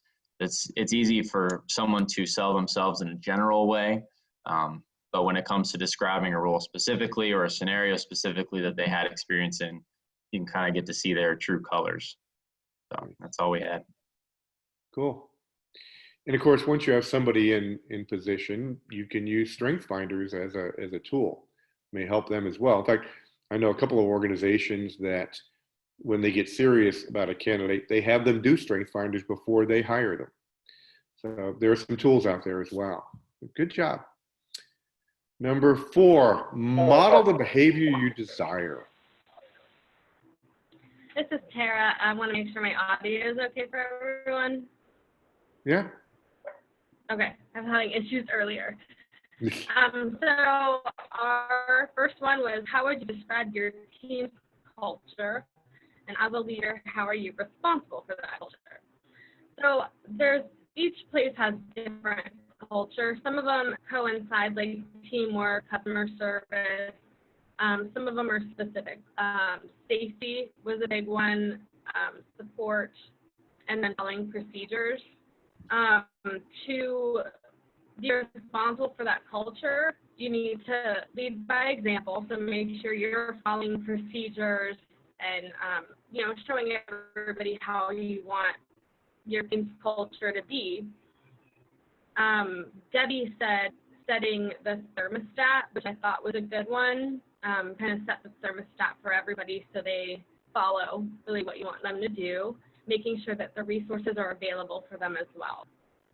The second one is, what is the best way for a leader to discipline an employee who is slacking on the job? So obviously following policy for discipline is a big one, but you can tweak it a little bit on how you discipline. Making sure that they know the consequences up front is a good one, and they have the training available. Always communication's always a big one, to make sure that if they are struggling, they know that they can come to you. Making sure there's mentorship programs in place and opportunities to share different learning styles so that maybe they don't have to get to the discipline step.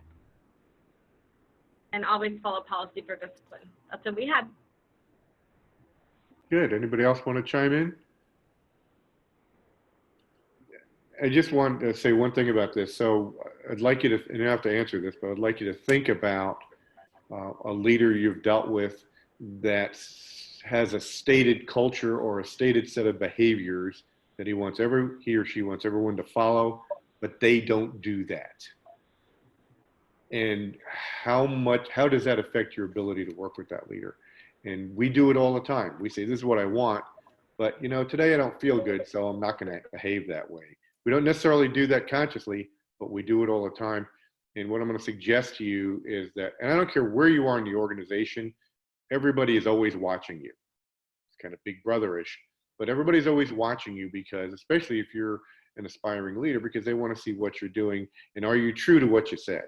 So you just have to be aware of that and be true to what you say. Last one, transfer the vision. We talked about vision a little earlier. So group number 5, please. Yeah, this is Mark. Transfer the vision. So the first question was, how well do you know the vision of your organization? What steps have you taken to make sure that those you lead understand the big picture mission and goals of the organization? We said, yes, it's very important that your company have a mission statement, that it's well documented, that all the employees are trained on that statement and formalized, even to the point, Pat and local government, employees have to sign a document that they acknowledge the vision and how it impacts their job with residents. So while it is very important to formalize that vision and the training on the vision, it's important for the manager to be able to let their employees know what they do each day, how it impacts that vision. It's easier in smaller companies like my company. We're 30 people or so, and each person knows exactly what they're doing and how it impacts. We process spacecraft. They can see the spacecraft there, and they know that it's important to keep the customers happy, and to, whether it's cleaning the bathrooms or taking out the trash or working on the cranes or fueling the spacecraft, every job matters and every job impacts the customer. It can be more of a challenge in a larger organization where it's more the thousands of people working in cubicles type situation. But still that manager or those managers have to be able to communicate to their employees how their day-to-day jobs directly impact that mission statement for the good and the bad, you know. And second, how can stories help you to share a vision? Again, that's more to the letting the employee know how their day-to-day job impacts directly that mission statement, whether it's, like I said, taking out the trash and keeping the customer happy, or it's dealing with a resident if you're in local government and answering the phone call and just not, you know, being polite and making the resident let them know that you're working for them. I think that was the main points. Good, thank you. Anybody else want to chime in? Yeah, this is Steve. The thing about the stories, if you haven't worked for a leader that uses stories as a tool, then you're in for a treat. My current boss is from Brazil, and I mean, he's an American, but he's got a heavy accent, and he has a story for everything. Anytime you talk to him, he's got it, and these are real stories, but each one is different. But he uses them to, and he'll tell you, I tell you a story because you'll remember my stories. If I just tell you something, you're going to forget it as soon as you walk away. So stories are really, he uses them daily to share the vision of the company, give you mentoring, etc. But it's very interesting. Thank you, Steve. I couldn't have said that better myself. That was a good story. Having gone through the breakouts, let's kind of go into summarizing what we've done here. There's a whole another section in the book about the value of leaders, why we need them at all levels, not just at the top. In your attachment, there are some questions for that as well. We just don't have time to go through that. Again, the book does a really, really good job of that, so I would refer you to the attachment and ultimately the book. So let me see if I can summarize what we've done today. We have this idea that John Maxwell has come up with, that leadership is a 360-degree deal. And we can be a tremendous influence, which is really all leaders do, quite frankly, ultimately is influence people, because no matter how much you direct people, people can choose not to do stuff. You can do it from anywhere in the organization, but there are challenges faced by those who both lead and follow. And what I'm going to suggest to you is, we didn't talk about it, have a chance, is it doesn't mean, it's not important just to be a good leader. You need to be a good follower, because without a follower, without followers, there's nobody, leaders don't have anybody to lead. And so being a good follower means that you understand the mission, vision, and you're working towards what the leader is trying to get you to. So be a good follower as well. And the principles are leading up, leading down, leading across the organization.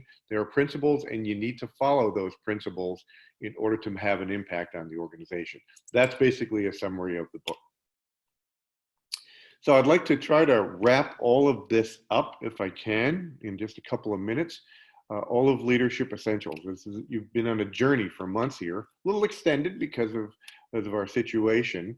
We would have been doing this in March, but you've actually had 6 sessions. And we just kind of go through them real quick. We had Strength Finders. Working in our strength is much more effective than improving our weaknesses, as we talked about. You now have that documentation in your hand, and you can look at your strengths and try to focus on those more than on your weaknesses. Doesn't mean you don't try to correct weaknesses that you need to for your job. We talked about how do you make good decisions and why that matters and how that brings you to success. And you were given some tools for doing that. Talked about emotional intelligence. So often we talk about this idea that emotion doesn't belong in the workplace. That's absolutely incorrect. Emotion is always with us, and if we ignore it, it will hurt our professional interactions. We talked about coaching. How do you coach and mentor people? Coaching and mentoring are different. Coaching is helping someone learn how to do something different. Mentoring are those things where we share how we did stuff. So I think I got that right.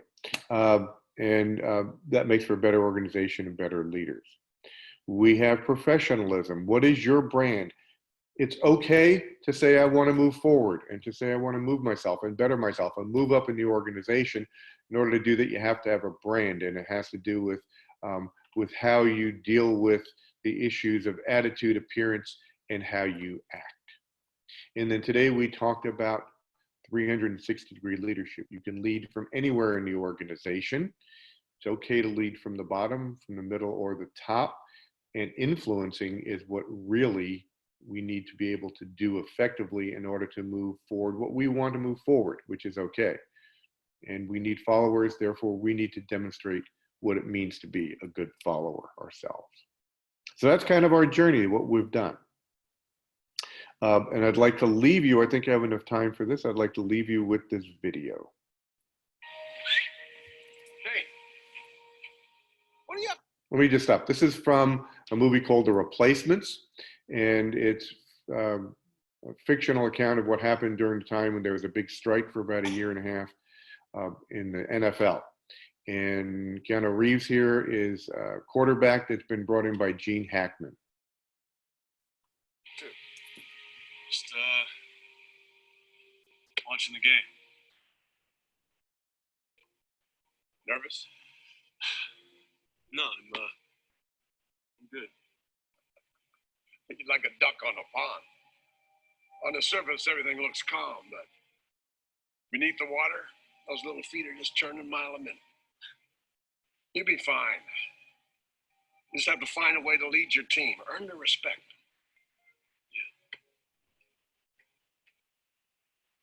How you doing? Me? I'm just another duck on the pond. Hey, Coach, can I ask you a question? Yeah, shoot.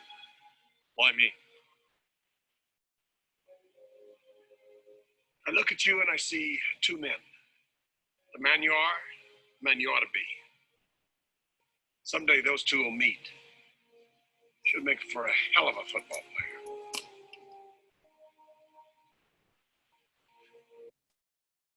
player. So when I look at all of you, I see two people in each of you. The person that you are now and the person that you can be.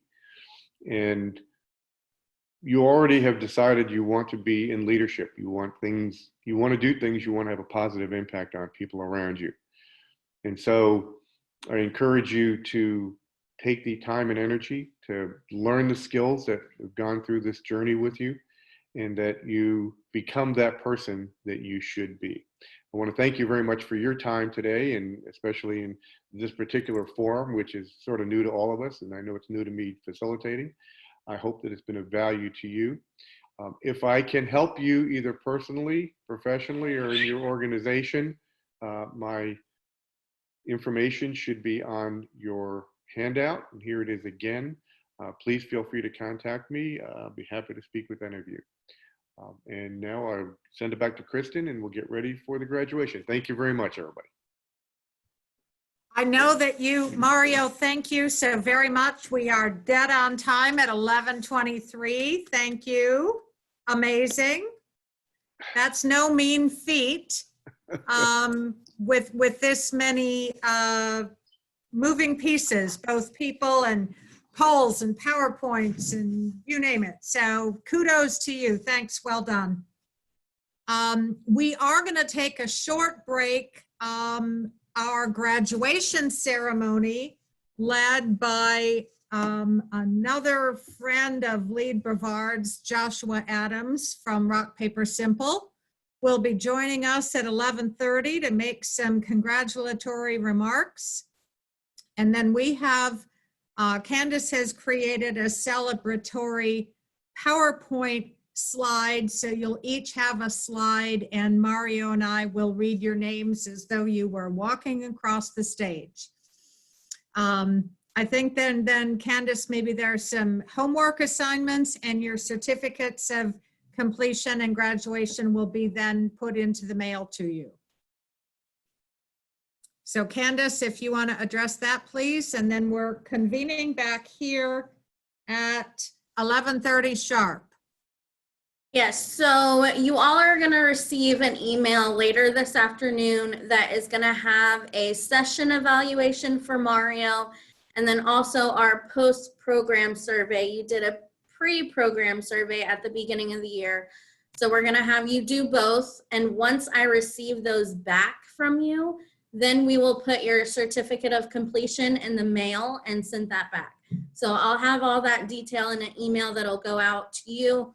I will include Mario's bio and headshot again in case you want to reach out, as well as the leadership journey graphic, because I just think it's a great graphic and I don't mind sending that out again at all. So like Kristen said, we're going to break for a few minutes. Please be back right at 11:30. And I want to thank Candace, Kristen, and Linda for co-facilitating with that. Really appreciate it. Thank you, Mario. Thank you, Mario. Appreciate you. Thank you.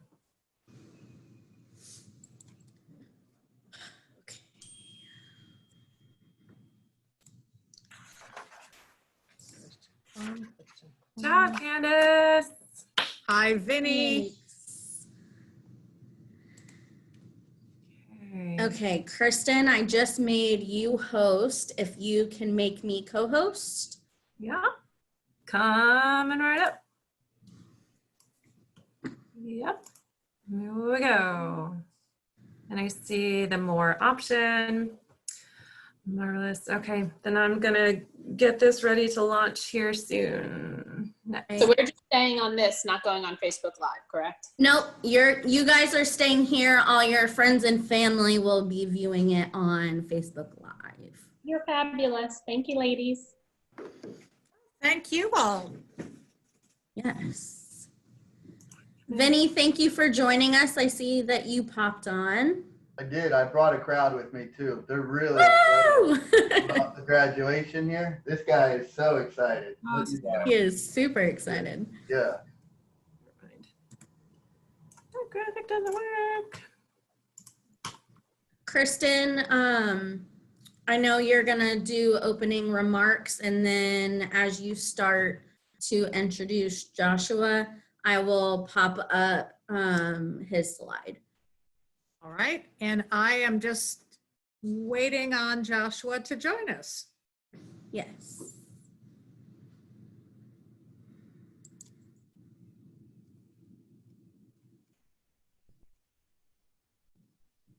I feel my heart is thumping. Like I feel nervous. This is exciting. It is. Hi, Scott.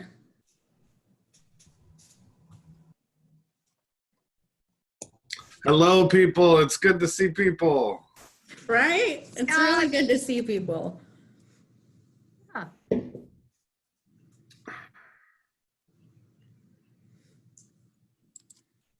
lot of people on Yeah. We're just waiting for Joshua to join us, Scott. here. Oh, cool. I'm sure he's aware of that, correct? Yes. Yes. I'm a couple of minutes early, so he's typically punctual. So Okay, well, I'm showing 11:29, so.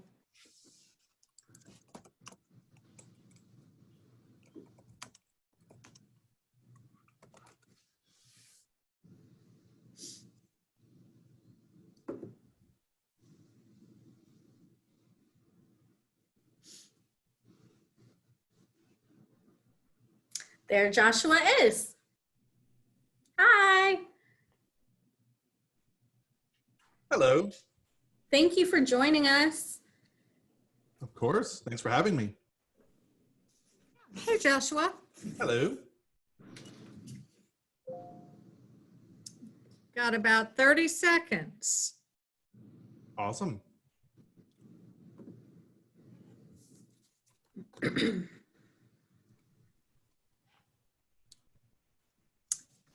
And I see our chairman-elect, Chris Kern, is joining Yay, us. Chris. Hello.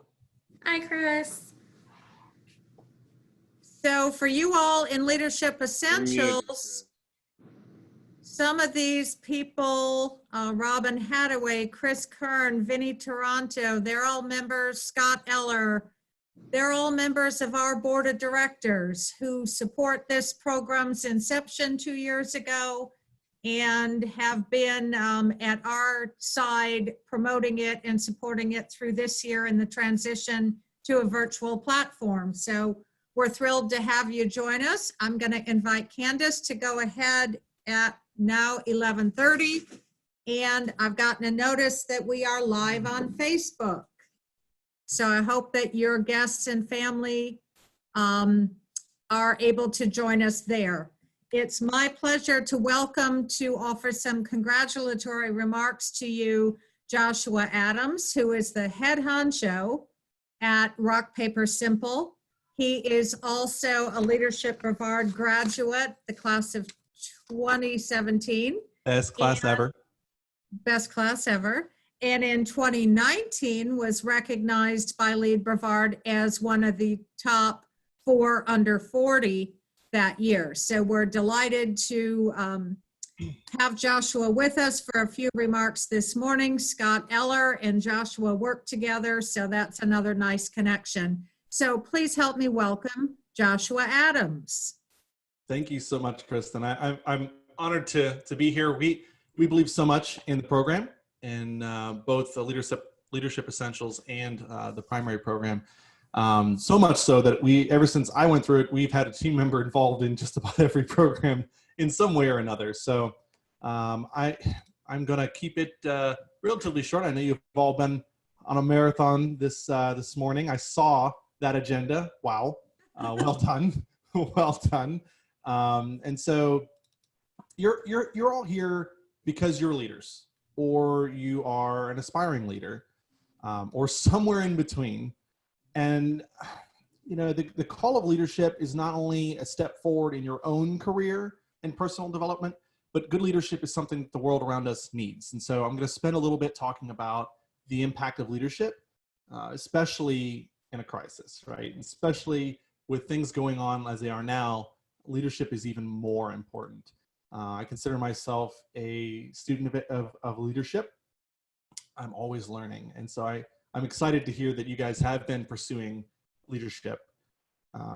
People during times like this, they're looking at leaders even more intently during a crisis. They're looking for inspiration. They're looking for courage, authenticity. They're looking for direction. They're looking for support. As a leader, you have the power to either tear down or to lift up. You have incredible power as a leader, especially during a crisis. You have the ability to empower those others that are following you to do great things, to give them the courage to press on and push past their fears, because no doubt people have fear right now. No doubt they have uncertainty. No doubt they aren't sure what's next. And a good leader can help them push beyond that. Even if that leader isn't truly sure what's next either, they can provide that direction, can provide that person to trust, and that person that helps support those that are following. The leader's role, and I've always believed this, is to make sure that those they lead are more successful. During the best of times, that includes the more obvious things like productivity and efficiency and profitability, keeping people focused, allowing them to improve themselves and grow. But during hard times, there's even more at work. And I want to encourage you that leadership can go deeper than some of the more obvious things. Fear and uncertainty adds another dimension to what leaders affect during times like this. We can affect others' outlook. We can help their fear take less of a hold if we're leading well, if we're prepared, if we control our own fears, if we're authentic, and truly paying attention to those that we are leading, communicating to them directly, often, and how they need to be communicated to. Leadership so often is leading others how they need to be led, not necessarily how we would be led, but checking in on them, even if we don't have to, providing that leadership, even if we don't have to. It's even more important during crisis. Leaders during a crisis help those around them move forward when leadership is scary, when forward is scary, when forward is hard, when forward is uncertain, but when forward is necessary. Let me say that again. Leaders during a crisis help those around them move forward when forward is scary, when forward is hard, when forward is uncertain, but when forward is necessary. You've each taken time to make yourselves better leaders by participating in this program, And that tells me a lot about you guys. It tells me that you are investing in yourselves, you're investing to become better leaders, and that gives you the power to affect people in our community, both large and small. I want to congratulate each of you on completing the Leadership Essentials program, which I think is technically what we completed in about a few minutes. Oh, everybody's muted, so they can't answer me. Technically, I will congratulate you in advance for graduating in just a few moments. And the reason I'm congratulating you is you've invested in yourself as a leader, and that will make a difference. I'll leave you with one last thought. It's kind of my personal thoughts on being a leader and the role of a leader. The role of a leader is so very little about himself or herself. It's empowering others. As a leader, endeavor always to empower those talented individuals you lead to the best of your ability, and you will find the impact you leave upon them, your organization, and the community around you to be larger than you ever thought possible. Thank you, ever forward, and congratulations.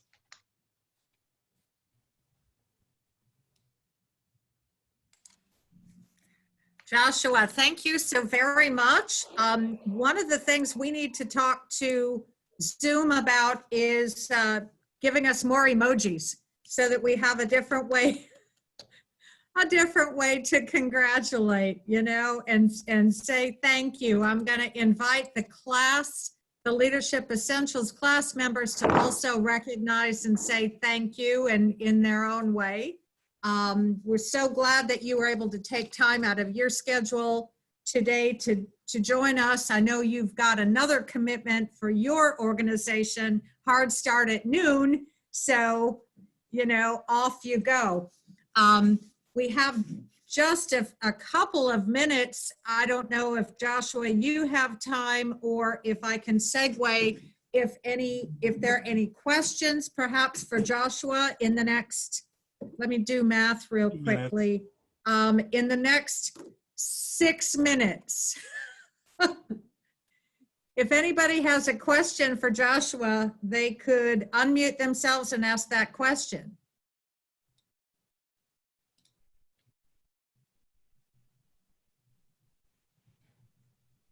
Or we can go on, allow Joshua, you to go on to your next event, and I'll invite our board members who are on the call to unmute yourselves and say a quick thank you and congratulations to the Leadership Essentials class members. I'll go. Vinny or Chris, thank you. Chris, go ahead. Okay. I am just so excited to be able to be with you, even in this particular time. I haven't had a chance to meet you before, but I know that you have been engaged and learning and moving forward this whole year. And I just want to thank you for what I consider to be a really important part of leadership is adaptability. And you guys had to put that to the test this year. So thank you so much for adapting to a new mode of learning. And we look forward to you being engaged and continuing your leadership journey. Perhaps that might mean participating in Leadership Brevard next.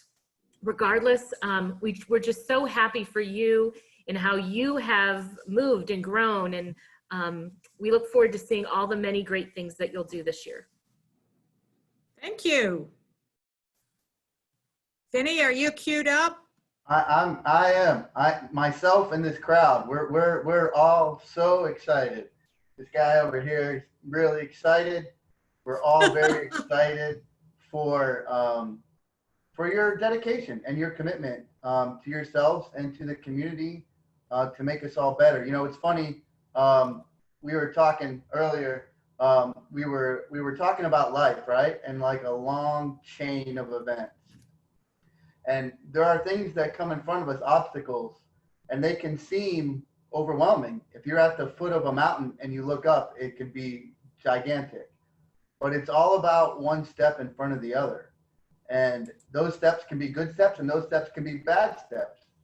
Hopefully, this step that you just went through was a great step. And it's another step that will help propel you to climb that mountain. Because I can tell you, once you get up on top of a mountain, the view is beautiful. So thank you very much for your dedications to yourselves, to the community. And I look forward to seeing you. Me and this guy will go grab some drinks after, and I look forward to grabbing one with everybody as well. So thank you for your dedication and your commitment. Thank you, Vinny. I've got Robin online, Scott Eller. Either one of you want to chime in?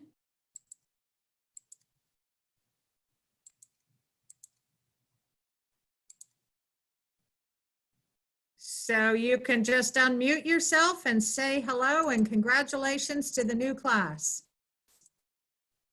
I'm just thrilled to be here and watch all of them and you know, get to lay eyes on the class and say well done for taking a chance on yourself and putting yourself out there to learn something new. I was so excited when we started this program, and I'm glad to have you all in the class. So keep up the good work, and sorry about the way it ended. Thanks, Thank you. Robin. I doubt I can say it much better than the previous few board members. But thank you guys for putting your trust in Lead Brevard and the education that you got. And we look forward to bringing value to this program every year, and hopefully meeting some of you in the actual Leadership Brevard program next year. So thank you. Great, thank you. Is there anybody on that I've missed that wants to say howdy real quick? 2 minutes. No? Okay. Well, I'm so grateful that you've chosen to join us, and we are going to transition. Mario, are you ready? You'll have to unmute yourself again and help me with our actual virtual commencement ceremony. So we are going to scroll through the PowerPoint and just take a couple of seconds on each slide so that you each have a chance to wave or see yourself on the screen, so to speak. And we'll send this to you afterward as well, so you have a copy for your records. And my Leonardo DRS folks will go ahead and congratulate Jocelyn Barroso. And if you can share this with her, it'll be most appreciated. Are we ready? Are we ready? Thumbs up. Okay, here we go. So the Leadership Essentials graduating class of 2020, we're delighted to say congratulations to you and thank you for your commitment to leadership. Jocelyn Barroso.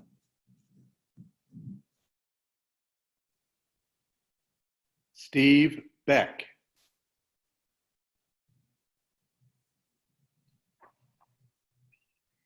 Pat Burke.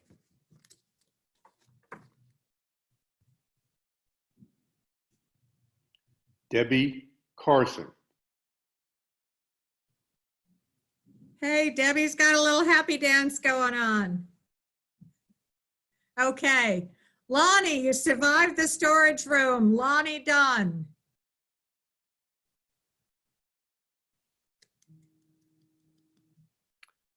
Phyllis Foish.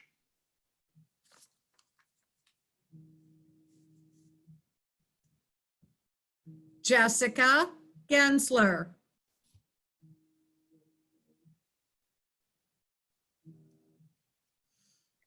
Tiffany Gray.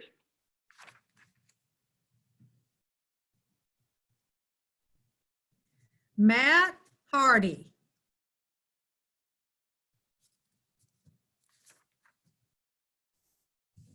Bree Jacob.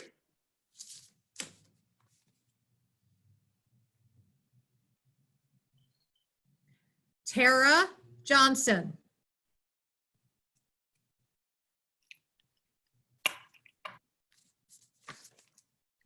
John Lynch.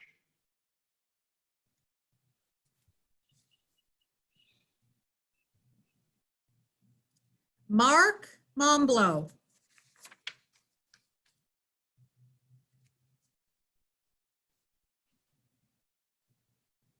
Michelle Murphy.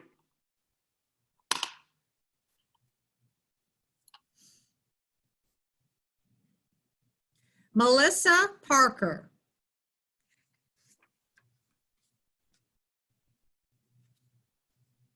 John Pauland.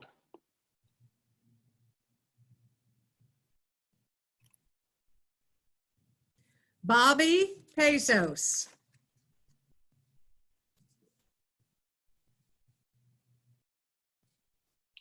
Katie Pocari.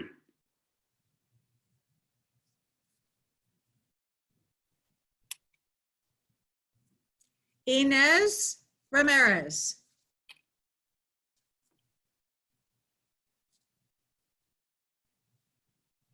Don Samuels. Hi, Mom. We do hope people are watching on Facebook Live, and for those of you that are, we're delighted to welcome you there too.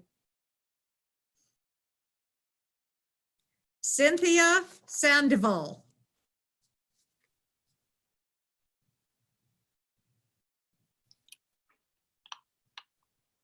Charlie Sedig.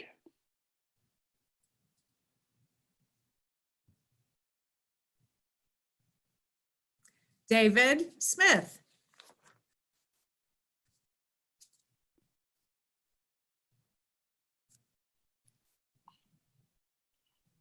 Jennifer Tomino.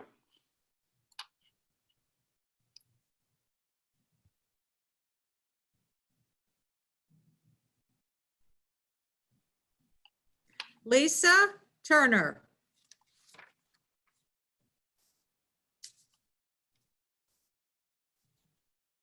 Tyler Wales.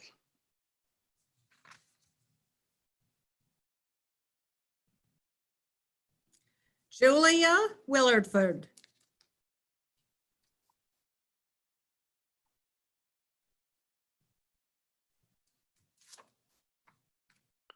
Carrie Wilson.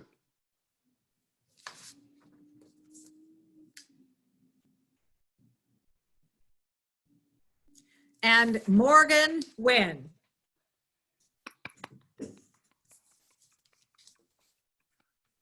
Oh, it's Mario's round of applause, right?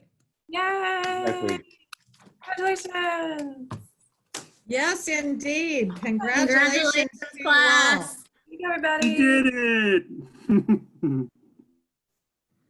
Yeah, we're pleased for you and proud of you. Thank you for joining the Leadership Essentials class of 2020, the Lead Brevard family, and we hope to see more of you in the future. And I know that we will be privileged to witness your leadership in our community. Please stay in touch. If you would like to stay on and unmute yourselves and congratulate each other, have a quick conversation, you are absolutely welcome to do that. We are, come on phone, we are almost 10 minutes ahead of schedule, which is almost unheard of even when we are working in person. So I think our ability to time this out this far, thank you all for helping us to stay on time because it's a participatory effort. So do take a moment or several to congratulate each other. You can come off mute and just talk to each other. Thank you. Thank you to our Facebook viewers. Thanks for watching and joining us and celebrating with us on Facebook. Thank you all for your Gracias, attention today. Isa. Yeah. Besito, Isa. Thank you. Bye-bye. Thank you for everything. Yeah, Thank congrats, you, everyone. Ines. Congratulations, everybody. I'd like to thank the Canaveral Port Authority for allowing me to take this class. I really enjoyed it. Great. We'll share that with Commissioner Hadaway. Yeah, I also want to thank my employer, Wild Ocean, because we are a smaller operation. So for them to let me do this for so many hours, I really appreciate it. I got a lot from it.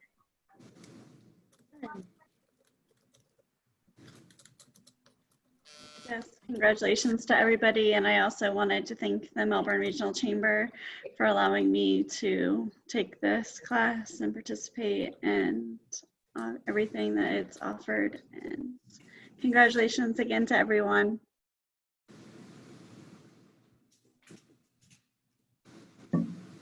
Thanks, everybody. It was great meeting you. I hope we'll cross paths in the future. And a shout out to Steve for putting me in this class, and just for Leadership Brevard for all they do for our community and investing in us.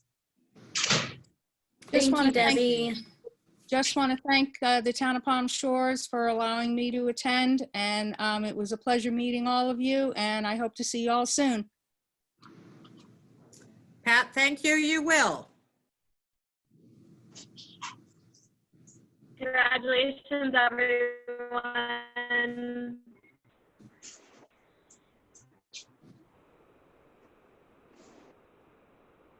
Okay. Well, if you have no further comments, we're delighted that you all participated. Again, we look forward to seeing you in the community, and thank you for joining us today and for your support and for the support of your employers who offered this time toward your leadership development. So thanks very much. Thank you to my team, Candace and Kristen, for putting this together. Flawless execution this morning. Thank you. Go team. Thank you guys so much for everything that you do. You guys are rock stars. Remember, virtual flawless. Kristen, It was and very Candace, can we nice. stay Thank you on? very much. Thank you all. So Kristen, I think that Kristen and Candace, could we stay on and do a quick debrief? yes. Thank you. Yes. Okay. Congratulations. Signing off. Thank you. Thank you, Don.